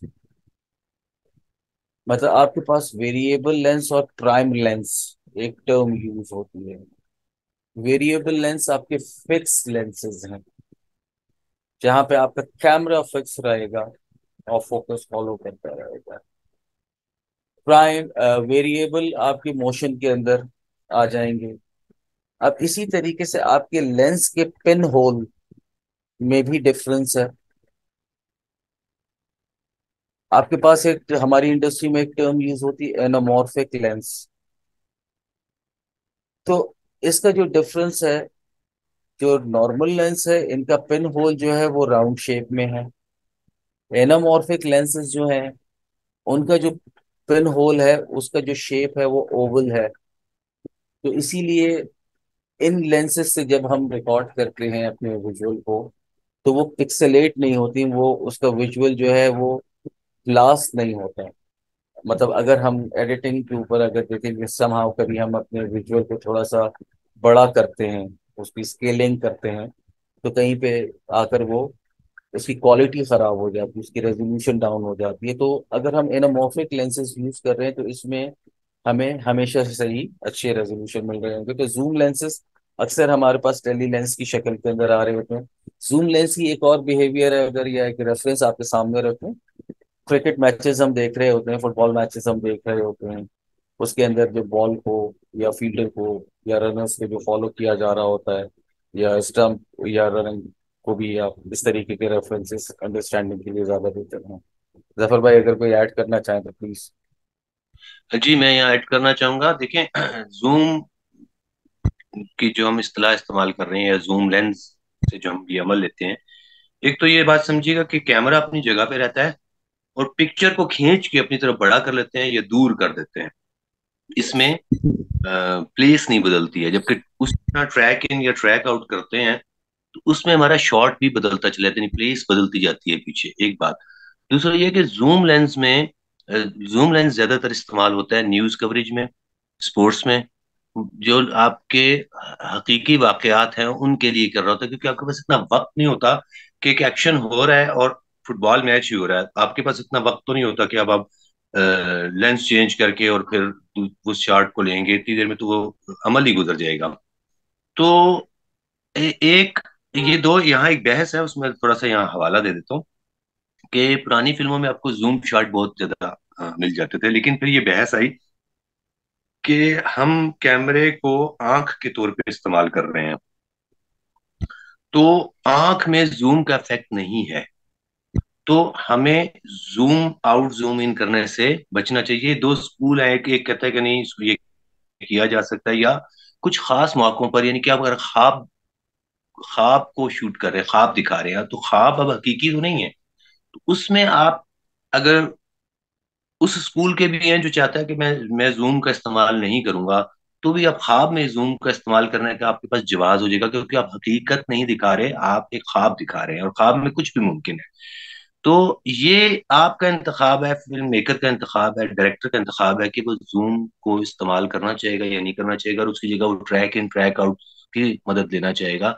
ये इंतखाब उसका अपना। ये बहस यानी आपको आपकी मालूमात के लिए कि जो लोग कहते हैं कि इसको रियलिस्टिक रहना चाहिए और आंख में चूंकि जूम नहीं है हम इंसानी आंख में, तो इसको हमें स्टोरी टेलिंग के दौरान इस्तेमाल भी नहीं करना चाहिए। लेकिन ये एक बड़ी लंबी बहस है। जो इसका इस्तेमाल करते हैं उनके पास भी अपने जवाब हैं, क्योंकि वो कहते हैं मुख्तसर ये इनके पास है कि आंख में कट भी नहीं है, हम कट करके भी तो जाते हैं इधर से उधर। तो चलें, बहरहाल जारी रखें। ओके जी। लास्ट क्रेन शॉट, क्रेन आज अगर टेक्नोलॉजी को देखा जाए तो ये शॉट हमारे पास ऑप्शनीट हो चुका है, या क्रेन जैसी हम ग्रिप को यूज नहीं कर रहे होते, क्योंकि इसका सब्स्टिट्यूट आज हमारे पास अ, या तो ड्रोन की शक्ल में अवेलेबल है। ड्रोन के साथ साथ जिप एक टर्म हमारे पास है, जिमी जिप, हाइड्रोलिक जिप होती है। अक्सर ये आपको रियलिटी शोज के अंदर इसका प्रॉपर एक इस्तेमाल नजर आ रहा होता है, या पिछले कई सालों में अगर हम रमजान ट्रांसमिशन के रेफरेंसेस लें तो उसमें जब यूज हो रही होती थी कि वो बेसिकली एक हाइट आपकी दे देती थी, 40 फीट, 60 फीट की हाइट आपकी, 20 फीट की हाइट आपकी दे रही होती थी, और एक प्रॉपर एक टिल्ट डाउन आप कर रहे होते थे या टिल्ट अप कर रहे होते थे। एक शॉट को क्लोजअप से लेकर एक टॉप एंगल तक लेकर जाने के लिए क्रेन शॉट यूज किया करते थे अक्सर पहले जमाने में। आज यही चीज जिप के जरिए और ड्रोन के जरिए हम इजीली डिलीवर कर सकते हैं। इसके अलावा बहुत बहुत अच्छा, शुक्रिया।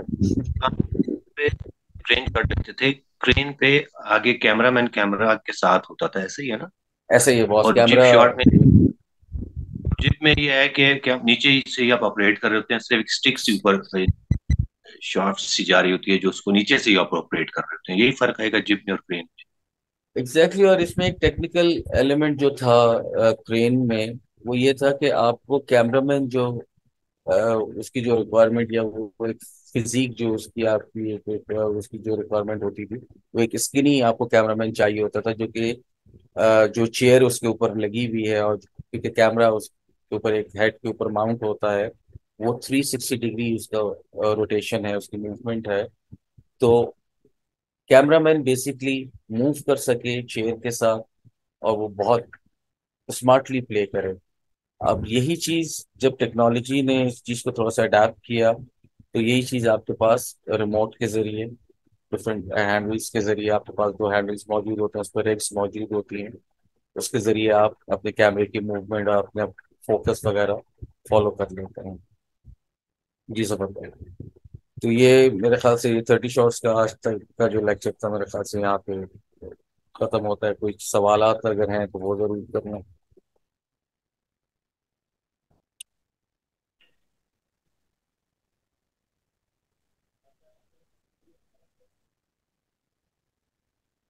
जी मेरा एक सवाल है, जस्ट आउट ऑफ क्यूरियोसिटी। ये सारा बहुत ज्यादा टेक्निकल टर्म्स की, सारा कुछ बहुत ज्यादा टेक्निकल है, तो इसके लिए कोई ट्रेनिंग भी है पाकिस्तान के अंदर? लाइक कैमरामैन जो होते हैं हमारे, वो क्या कहते हैं, सेल्फ टॉट है, क्या है, लाइक ये अप्रेंटिसशिप है, किस तरह वो सारा प्रोसेस होता है? लाइक अगर कोई ये सीखना चाहे सारा कुछ, लाइक कैमरा यूज और वो सारा, और उसके क्योंकि टेलीफोटो लेंसेज और वो सारे वाइड एंगल लेंसेज, वो सारा उनको मैनुअली फोकस करना और ये सारा कुछ करना बहुत मुश्किल काम है, क्योंकि अब डीएसएलआर पे ज्यादातर लोग, वो जो लाइक हम जैसे लोग हैं, वो तो ऑटो ही यूज करते हैं, या थोड़ा बहुत मैनुअल भी यूज कर लेते हैं, लेकिन फोकस पे भी क्या कहते हैं ऑटो ही होता है ज्यादातर। तो इसके लिए क्या ट्रेनिंग्स हैं और किस तरीके से होता है? सर इसके दो ही तरीके कार हैं, क्योंकि आज डिफरेंट यूनिवर्सिटीज में जो मीडिया साइंसेस के नाम पे या फिल्म मेकिंग के नाम पे जो कोर्सेज या डिग्रीज हो रही हैं, तो उसमें ये तमाम चीज़ें प्रैक्टिस का हिस्सा होती हैं। दूसरा जो आपने रेफरेंस डीएसएलआर के हवाले से दिया, अ, सर हमेशा एक बात याद रखिए, प्रैक्टिस हमेशा आपको परफेक्शन की तरफ लेकर जाएगी। जो कैमरा कि जो मेन्यू है, आपको उसको अंडरस्टैंड करना है, आपको कलर व्हील को अंडरस्टैंड करना है, आपको शटर स्पीड को अंडरस्टैंड करना है। आपने जो उसके कुछ टर्म्स हैं, फॉर एग्जांपल दो टर्म्स होती हैं आपके कैमरे के अंदर, डीएसएलआर के अंदर, S log and picture profile. तो एस लॉग आप क्यों यूज करेंगे, पिक्चर प्रोफाइल आप क्यों यूज करेंगे? रॉ फुटेज बेसिकली ये कहलाती है कि आप ट्रू कलर्स जिसे हम कह रहे होते हैं, एक तो आप उसको अपने बेसिकली आपकी सेटिंग्स होती हैं कैमरे की, जिसको आप अंडरस्टैंड कर रहे होते हैं। तो प्रैक्टिस आपकी ज़्यादा बेहतर होनी चाहिए। आप डीएसएलआर से बहुत बेहतर काम कर सकते हैं इस वक्त। ओटीटी के ऊपर ज़्यादातर काम जो है वो डीएसएलआर का ही हमें नज़र आ रहा है, क्योंकि वो कॉस्ट कटिंग भी है उसमें। क्योंकि एक तरफ अगर आप प्रोफेशनल कैमरे की अगर बात करते हैं या उसके रेंट की बात करते हैं, तो एक दिन की उसकी रेंटल कॉस्ट है, आई बिलीव 1.5 से 1.25 लाख से 1.5 लाख रुपए। और यही अगर आप कैमरा डीएसएलआर कैटेगरी के अंदर लेते हैं, तो 15,000 रुपये के अंदर आपको ये चीज मिल जाती है। तो camera is not a issue. Again मैं वही कहूंगा कि vision is very much important, lighting style is very much important, क्योंकि कैमरे के अंदर तो आपके पास चंद तकनीक्स हैं, और आपकी पिक्चर क्वालिटी को खूबसूरत और बेहतर बनाने के उसमें बहुत सारे ऑप्शंस हैं। लेकिन जिस चीज को आप रिकॉर्ड कर रहे हैं, आप उसको कितना बेहतर तरीके से कलर्स के जरिए लेट करके, आप अपनी लाइटिंग स्टाइल्स को लेट करके आप किस तरीके से डिलीवर करना चाह रहे हैं, this is again your visualisation. और प्रैक्टिस अगेन मैं यही कहूंगा कि आप करते रहें। डीएसएलआर अगर आपके पास मौजूद है तो एक अच्छा ऑप्शन आपके पास मौजूद है, और इसी के जरिए आप ग्रेजुअली डिफरेंट कैमरे के ऊपर आप अपग्रेड होते जाएंगे। जी। अच्छा और ये यहाँ दूसरा ये कि वर्कशॉप भी शायद की जा सकती है जफर भाई उसके ऊपर। जी है कि ये आज आपको लग रहा होगा आप क्लासरूम में और बहुत से लोग ये सोच रहे होंगे कि हम मिडल से ना भागे होते तो पढ़ ही लेते तो अच्छा था। तो तो ये इस पे ज्यादा घबराइए मत कि ये इतने सारे शॉर्ट्स कौन याद रखेगा, ये हम लेंगे कैसे, ये अपने ये आपकी मालूमात के लिए हैं। और फाहम इनको आप पीडीएफ की शक्ल में इसको ग्रुप में आप इसको शेयर भी कर दीजिएगा ताकि ये इसको बार बार देख सकें। और दूसरी चीज ये है कि हमने काम शुरू किया तो हमें चंद शॉर्ट्स पता थे। अभी भी बहुत से शॉर्ट्स मुझे कम से कम नहीं पता, फाहम को पता होंगे नाम नाम उनके क्या है। लेकिन एक कैमरामैन को जब मैं साथ रखता हूँ तो मैं उससे कहता हूँ मुझे ये शॉट चाहिए। मैं ये तो कह सकता हूँ ना मुझे ये शॉट चाहिए, या मैं खुद अगर शॉट लेने लगूँ तो मैं उस शॉट पे चला जाता हूँ। या मैं कह सकता हूँ यार मुझे यहाँ तक का शॉट चाहिए, या मुझे ये हाथ का क्लोजअप चाहिए। क्लोजअप जैसी चीजें तो आप आराम से कह सकते हैं। तो आपको अगर उसकी टेक्निकल नाम नहीं पता उस शॉट का तो आप उसको किसी और तरह एक्सप्लेन कर सकते हैं शुरू में जब इमेच्योर है। लेकिन जब आप प्रोफेशनल प्रैक्टिस से बनेंगे, जब आप बनेंगे तो वहां प्रोफेशनल को पता होना चाहिए, क्योंकि वो बजाय इसके खड़ा होकर बताया मुझे ये शॉट चाहिए, वो बस एकदम कहेगा मुझे बिग क्लोजअप चाहिए। तो अब उसको कैमरामैन प्रोफेशनल होगा तो उससे पता है कि इसका बिग क्लोजअप लेने के लिए मुझे 100 लगाना पड़ेगा, 85 लगाना पड़ेगा, या 15 लगाना पड़ेगा। 15 ही लगाना पड़ेगा, लेकिन मिसाल के लिए बता रहा हूँ कि अगर आपको ये भी नहीं मालूम कि कौन सा लेंस इस जगह लगेगा तो आप कैमरामैन से कहें मुझे शॉट ये वाला चाहिए, तो वो खुद वो लेंस लगा देगा क्योंकि उसकी प्रैक्टिस है। लेकिन अगर आपको ये मालूम होगा कि मैं रिकॉर्डिंग पे आया हूँ और मुझे ये शॉट चाहिए, वही बात है कि स्क्रिप्ट हमारे पास होगा, होमवर्क हमारा होगा, मैं मौके पे जाके कहूंगा कि मुझे बिग क्लोजअप चाहिए, तो कैमरामैन कहेगा कि जी हमने 100 का तो कैम कोई नहीं लेकर आया, लेंस ही नहीं लेकर आए। तो हमें ये तैयारी में आसानी रहेगी जब हमें शॉर्ट्स पता होंगे तो हमें पता होगा कि हमें आज की शूट पे लेंस कौन से चाहिए होंगे। जरूरी नहीं है कि आज आप, यानी कुछ ऐसे शॉट्स हो सकते हैं कि सब लेंस नहीं चाहिए होंगे क्योंकि लेंस किराए पे आते हैं, महंगे पड़ते हैं। तो ये आगे जब हम प्लानिंग में या उसके आएंगे प्री प्रोडक्शन में तो वहां आपको बताएंगे कि आप यही तो आपने करना होता है कि सब सामान उठा के नहीं जाना होता। आपको पता होता है मेरे आज शॉर्ट्स क्या हैं, और अगर आप कैमरामैन को बताएंगे मेरे आज ये शॉर्ट्स हैं, तो वो खुद आपको सजेस्ट कर देगा कि मुझे यहाँ ये वाले लेंस ले लें, आप बाकी छोड़ दें। या आपको लाइट किस तरह की चाहिए, तो लाइट्स की बहुत सारी किस्में हैं। आप उसको अगर ये बताएंगे ना यार मुझे इस तरह का मूड चाहिए, ये चीज चाहिए, और उसने लोकेशन जाहिर है देखी होगी, रैकी की होगी, तो उसको पता होगा कि ये किस तरह की लाइट मांग रहे हैं। डे लाइट है वहां पे तो मुझे किस तरह के रिफ्लेक्टर चाहिए होंगे, और अगर नाइट है तो मुझे चांदनी बनानी है तो मुझे HMI लेकर आनी चाहिए या क्या लेकर आना चाहिए। तो वो कैमरामैन भी आपको सपोर्ट करेगा। इसलिए आप इस पे ज्यादा घबराना नहीं है कि यार ये याद कौन करेगा, और मुझे तो कैमरे के मुझे कैमरा ऑपरेट करना नहीं आता। लेकिन इसका ये मतलब नहीं है कि मैं अब कैमरामैन से काम भी नहीं ले सकता, ये तजर्बे से आएगा। आपको जितनी आप प्रैक्टिस करेंगे आपको उतने तजर्बे से ये चीजें आएंगी। जी। ये बिल्कुल सही।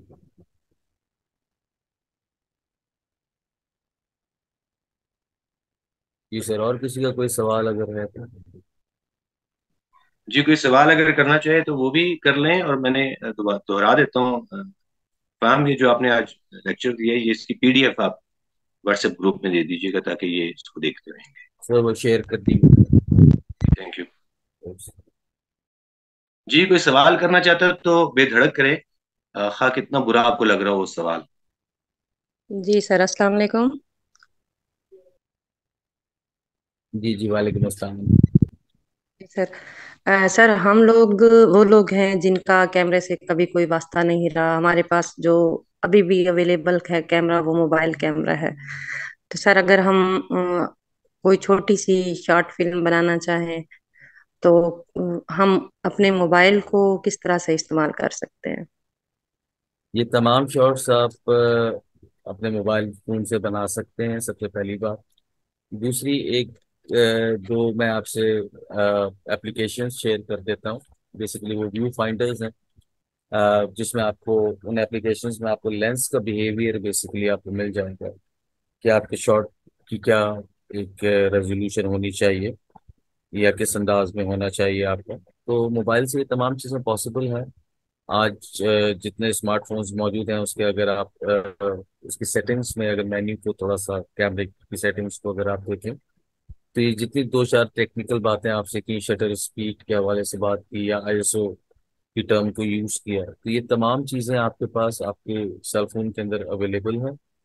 दूसरा है जो मैं आपसे एप्लीकेशंस के लिंक शेयर करता हूँ एप्लीकेशंस के, तो उसको फॉलो कीजिए, उससे भी एक आप लोगों को काफी बेहतर लगने होगी। जी सर। प्लीज वो लिंक मूवीज जो है वो व्हाट्सएप में भेज दें, ज्यादा बेहतर रहेगा प्लीज। जी हाँ सर, इस ग्रुप में शेयर करूंगा।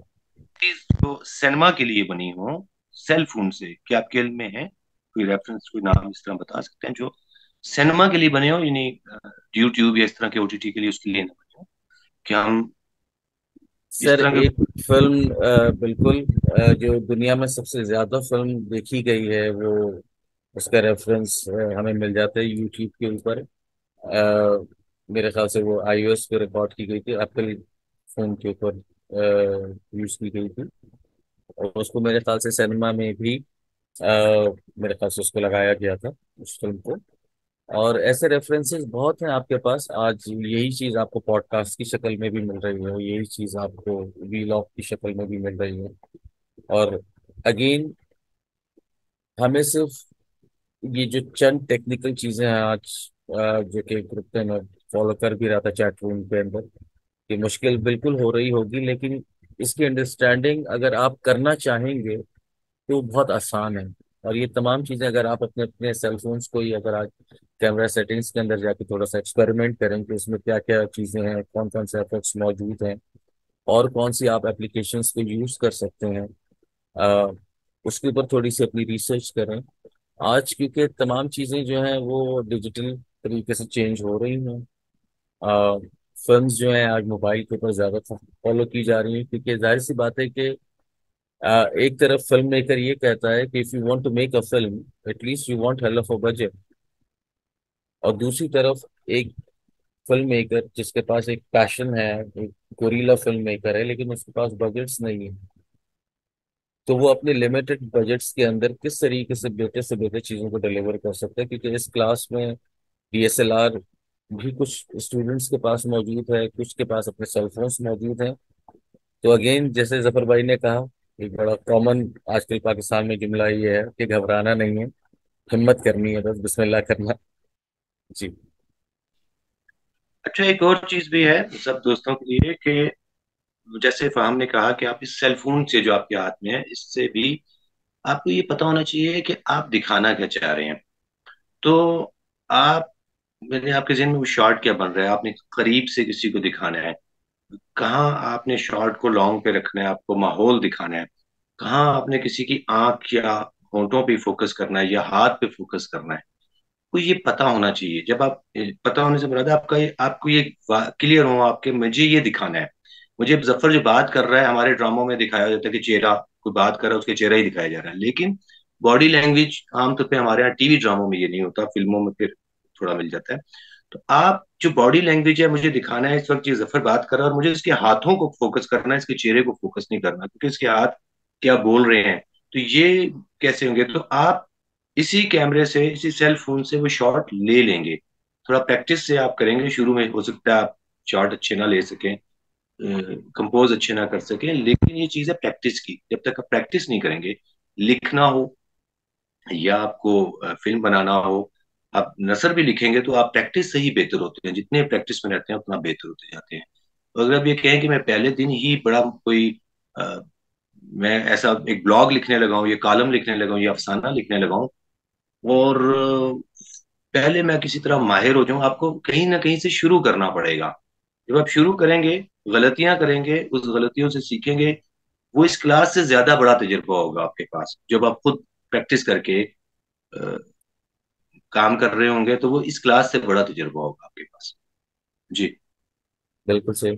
अच्छा, एक सवाल चैट रूम पे आया हुआ है क्रोमा स्क्रीन या ग्रीन स्क्रीन के हवाले से। ये टेक्निक बिल्कुल वर्ल्ड सिनेमा में या दुनिया में लेट 90s में लॉन्च की गई, और पाकिस्तान में 90s के अंदर ही ये टेक्नोलॉजी PTV की शक्ल में मौजूद थी। जिसका एक रेफरेंस आपके पास ऐनक वाला जिन, अगर मेरे ख्याल से कल ये एक रेफरेंस भी आया था, तो वो आ जाता है क्रोमा स्क्रीन। इसके दो शेड्स हैं basically, green and blue, chroma के।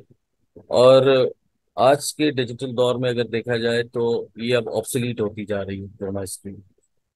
और इसकी जगह ले रही है अनरियल इंजन, जो कि एक गेमिंग सॉफ्टवेयर रहा है। बहुत से गेम्स इसमें डेवलप हुए हैं। और कोविड के पेंडेमिक के टाइम पे इस सॉफ्टवेयर ने हमारी इंडस्ट्री में बहुत अच्छा काम किया। तो जिस तरीके से एलईडी स्क्रीन्स हमारे पास होती हैं, ये वॉल्स और पैनल्स की शक्ल में आज अवेलेबल हैं। तो आज हम वही काम जो हमें ग्राफिक्स अलग से करनी पड़ती हैं, अनरियल इंजन के अंदर प्री डिजाइंड आपके पास कस्टमाइज आपके पास सेट्स और इस तरीके के एलिमेंट्स मौजूद हैं। सर्च कीजिए यूट्यूब के ऊपर अनरियल इंजन के नाम से, डिफरेंट ट्यूटोरियल्स को फॉलो कीजिए कि किस तरीके से काम हो रहा है। अगर ग्रीन स्क्रीन का रेफरेंस बहुत से हैं वैसे तो, लेकिन एक अगर रेफरेंस यहाँ पे मैं आपको दूं, स्पार्टन हिस्ट्री की 300 के नाम से एक फिल्म आई अराउंड 2007-8 में, आई गेस। कोड करने लगा था अभी 300 के।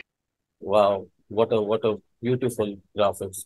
और सबसे बेस्ट चीज के उस फिल्म के अंदर पार्टिकल एनिमेशन को लॉन्च किया गया, क्योंकि जिस तरीके के स्पेशल इफेक्ट्स यूज किए गए हैं, स्प्लैशेस ब्लड के निकाले गए हैं, डिफरेंट सॉर्ड और डिफरेंट जो उसमें भाले और या तीर इस्तेमाल किए गए हैं, उनका जिस्म पे पेवस्त होना निकालना, मतलब ग्राफिक्स का एक बहुत डिटेल्ड काम है। मतलब अगेन जो एक इंटरनेशनल स्टैंडर्ड है कि आपको प्रोडक्शन या शूटिंग जो आपकी है उसका मैक्सिमम टाइम ड्यूरेशन जो है वो आपके पास 44 डेज है। 44 दिन के अंदर आपने अपनी प्रोडक्शन को रैप करना है। लेकिन ये इतनी टेक्निकल शूट थी कि इसको 3 महीने में रिकॉर्ड किया गया, और 3 साल तक इसकी एडिटिंग का मरहला चला है। पोस्ट हम इसको यूज करते हैं ठीक है, through out film green screen के ऊपर शहजाद साहब रिकॉर्ड की गई। अब ग्रीन स्क्रीन की सबसे बड़ी खूबसूरती ये है बॉस कि आपको इवन लाइट अप्लाई करनी है। लाइट क्योंकि हम डिस्कस करते रहे हैं अपनी आज के लेक्चर में, एक आध जगह पर रेफरेंस आया स्टाइल्स की शक्ल में या कुछ और। तो लाइट के आपके पास दो ही स्टाइल्स हैं, एक इवन लाइट है और एक आपके पास कट लाइट है। और वो हम एक डिटेल में इसके ऊपर डिस्कशन कर रहे होंगे। लेकिन क्रोमा के लिए सबसे इम्पोर्टेंट चीज ये है कि आपकी लाइट इवन है। अगर आपकी लाइट इवन नहीं है, मतलब फॉर एग्जांपल आपके बैकग्राउंड पे जो आपका क्रोमा है, ये जो आप ग्रीन स्क्रीन है, अगर इसके ऊपर लाइट प्रॉपर लाइट नहीं हुई हुई तो ये क्रोमा की अप्लाई नहीं हो पाएगी, क्रोमा नहीं कर पाएगा आपका। तो again even light, 3 point light हम यूज करते हैं, कट लाइट में भी हम 3 पॉइंट लाइट यूज करते हैं, डिफरेंट साइज है। वो इंशाल्लाह हम लाइट का जो लेक्चर होगा इसके अंदर हम कवर अप करेंगे। और आज जो ग्रीन स्क्रीन की जो आप जहाँ तक बात कर रहे हैं, सिर्फ इसकी इंटेंसिटी थोड़ी सी ज्यादा है रादर देन ब्लू के, क्योंकि RGB कलर्स आपके हैं, कंप्यूटराइज कलर्स आपके RGB red green and blue. तो ग्रीन की इंटेंसिटी ज्यादा है। और पहले दौर में ग्रीन जो है वो आउटडोर के लिए यूज किया जाता था और इंडोर के लिए ब्लू स्क्रीन को यूज किया जाता था। जी बस।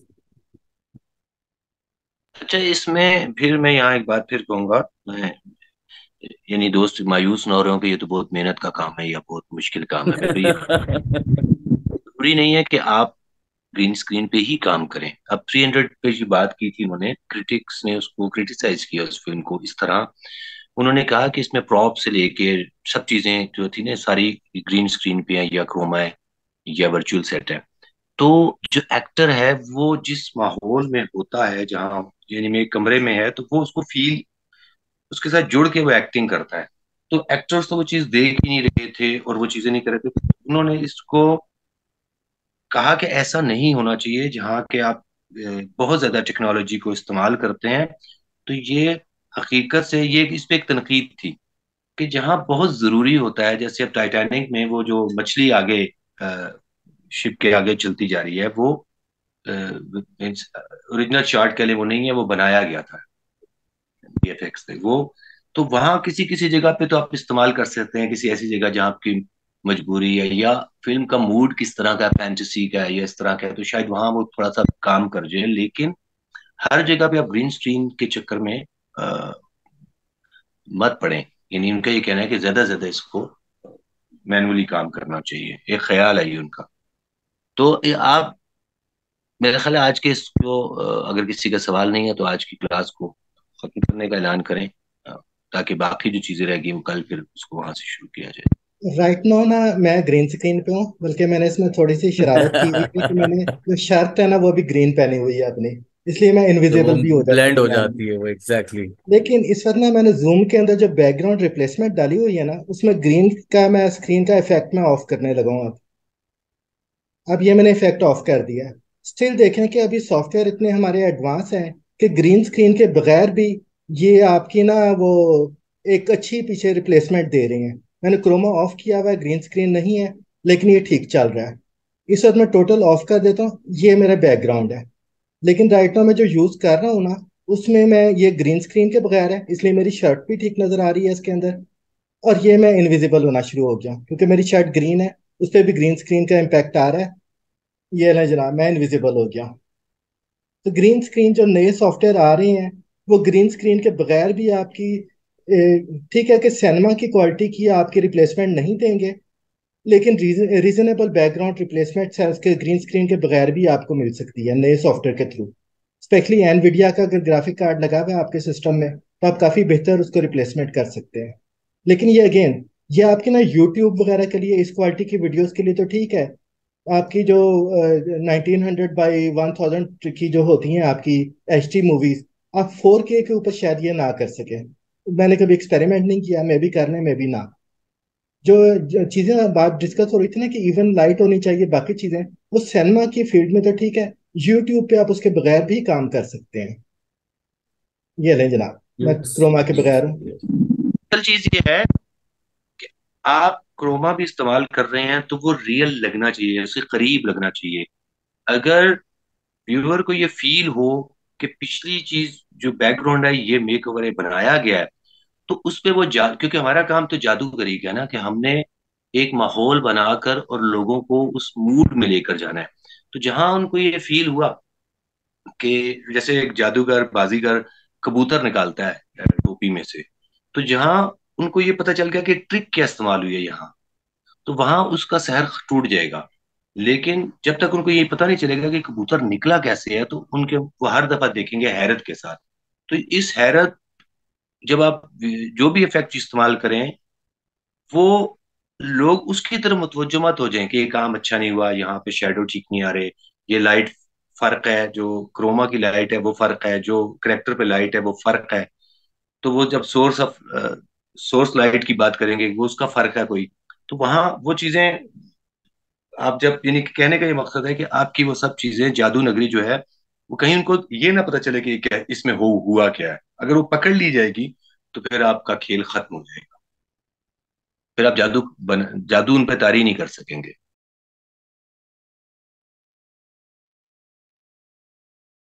जी, अगर किसी का कुछ करना, फिर मेरा ख्याल है आज की क्लास का खात्मे का ऐलान किया जाए।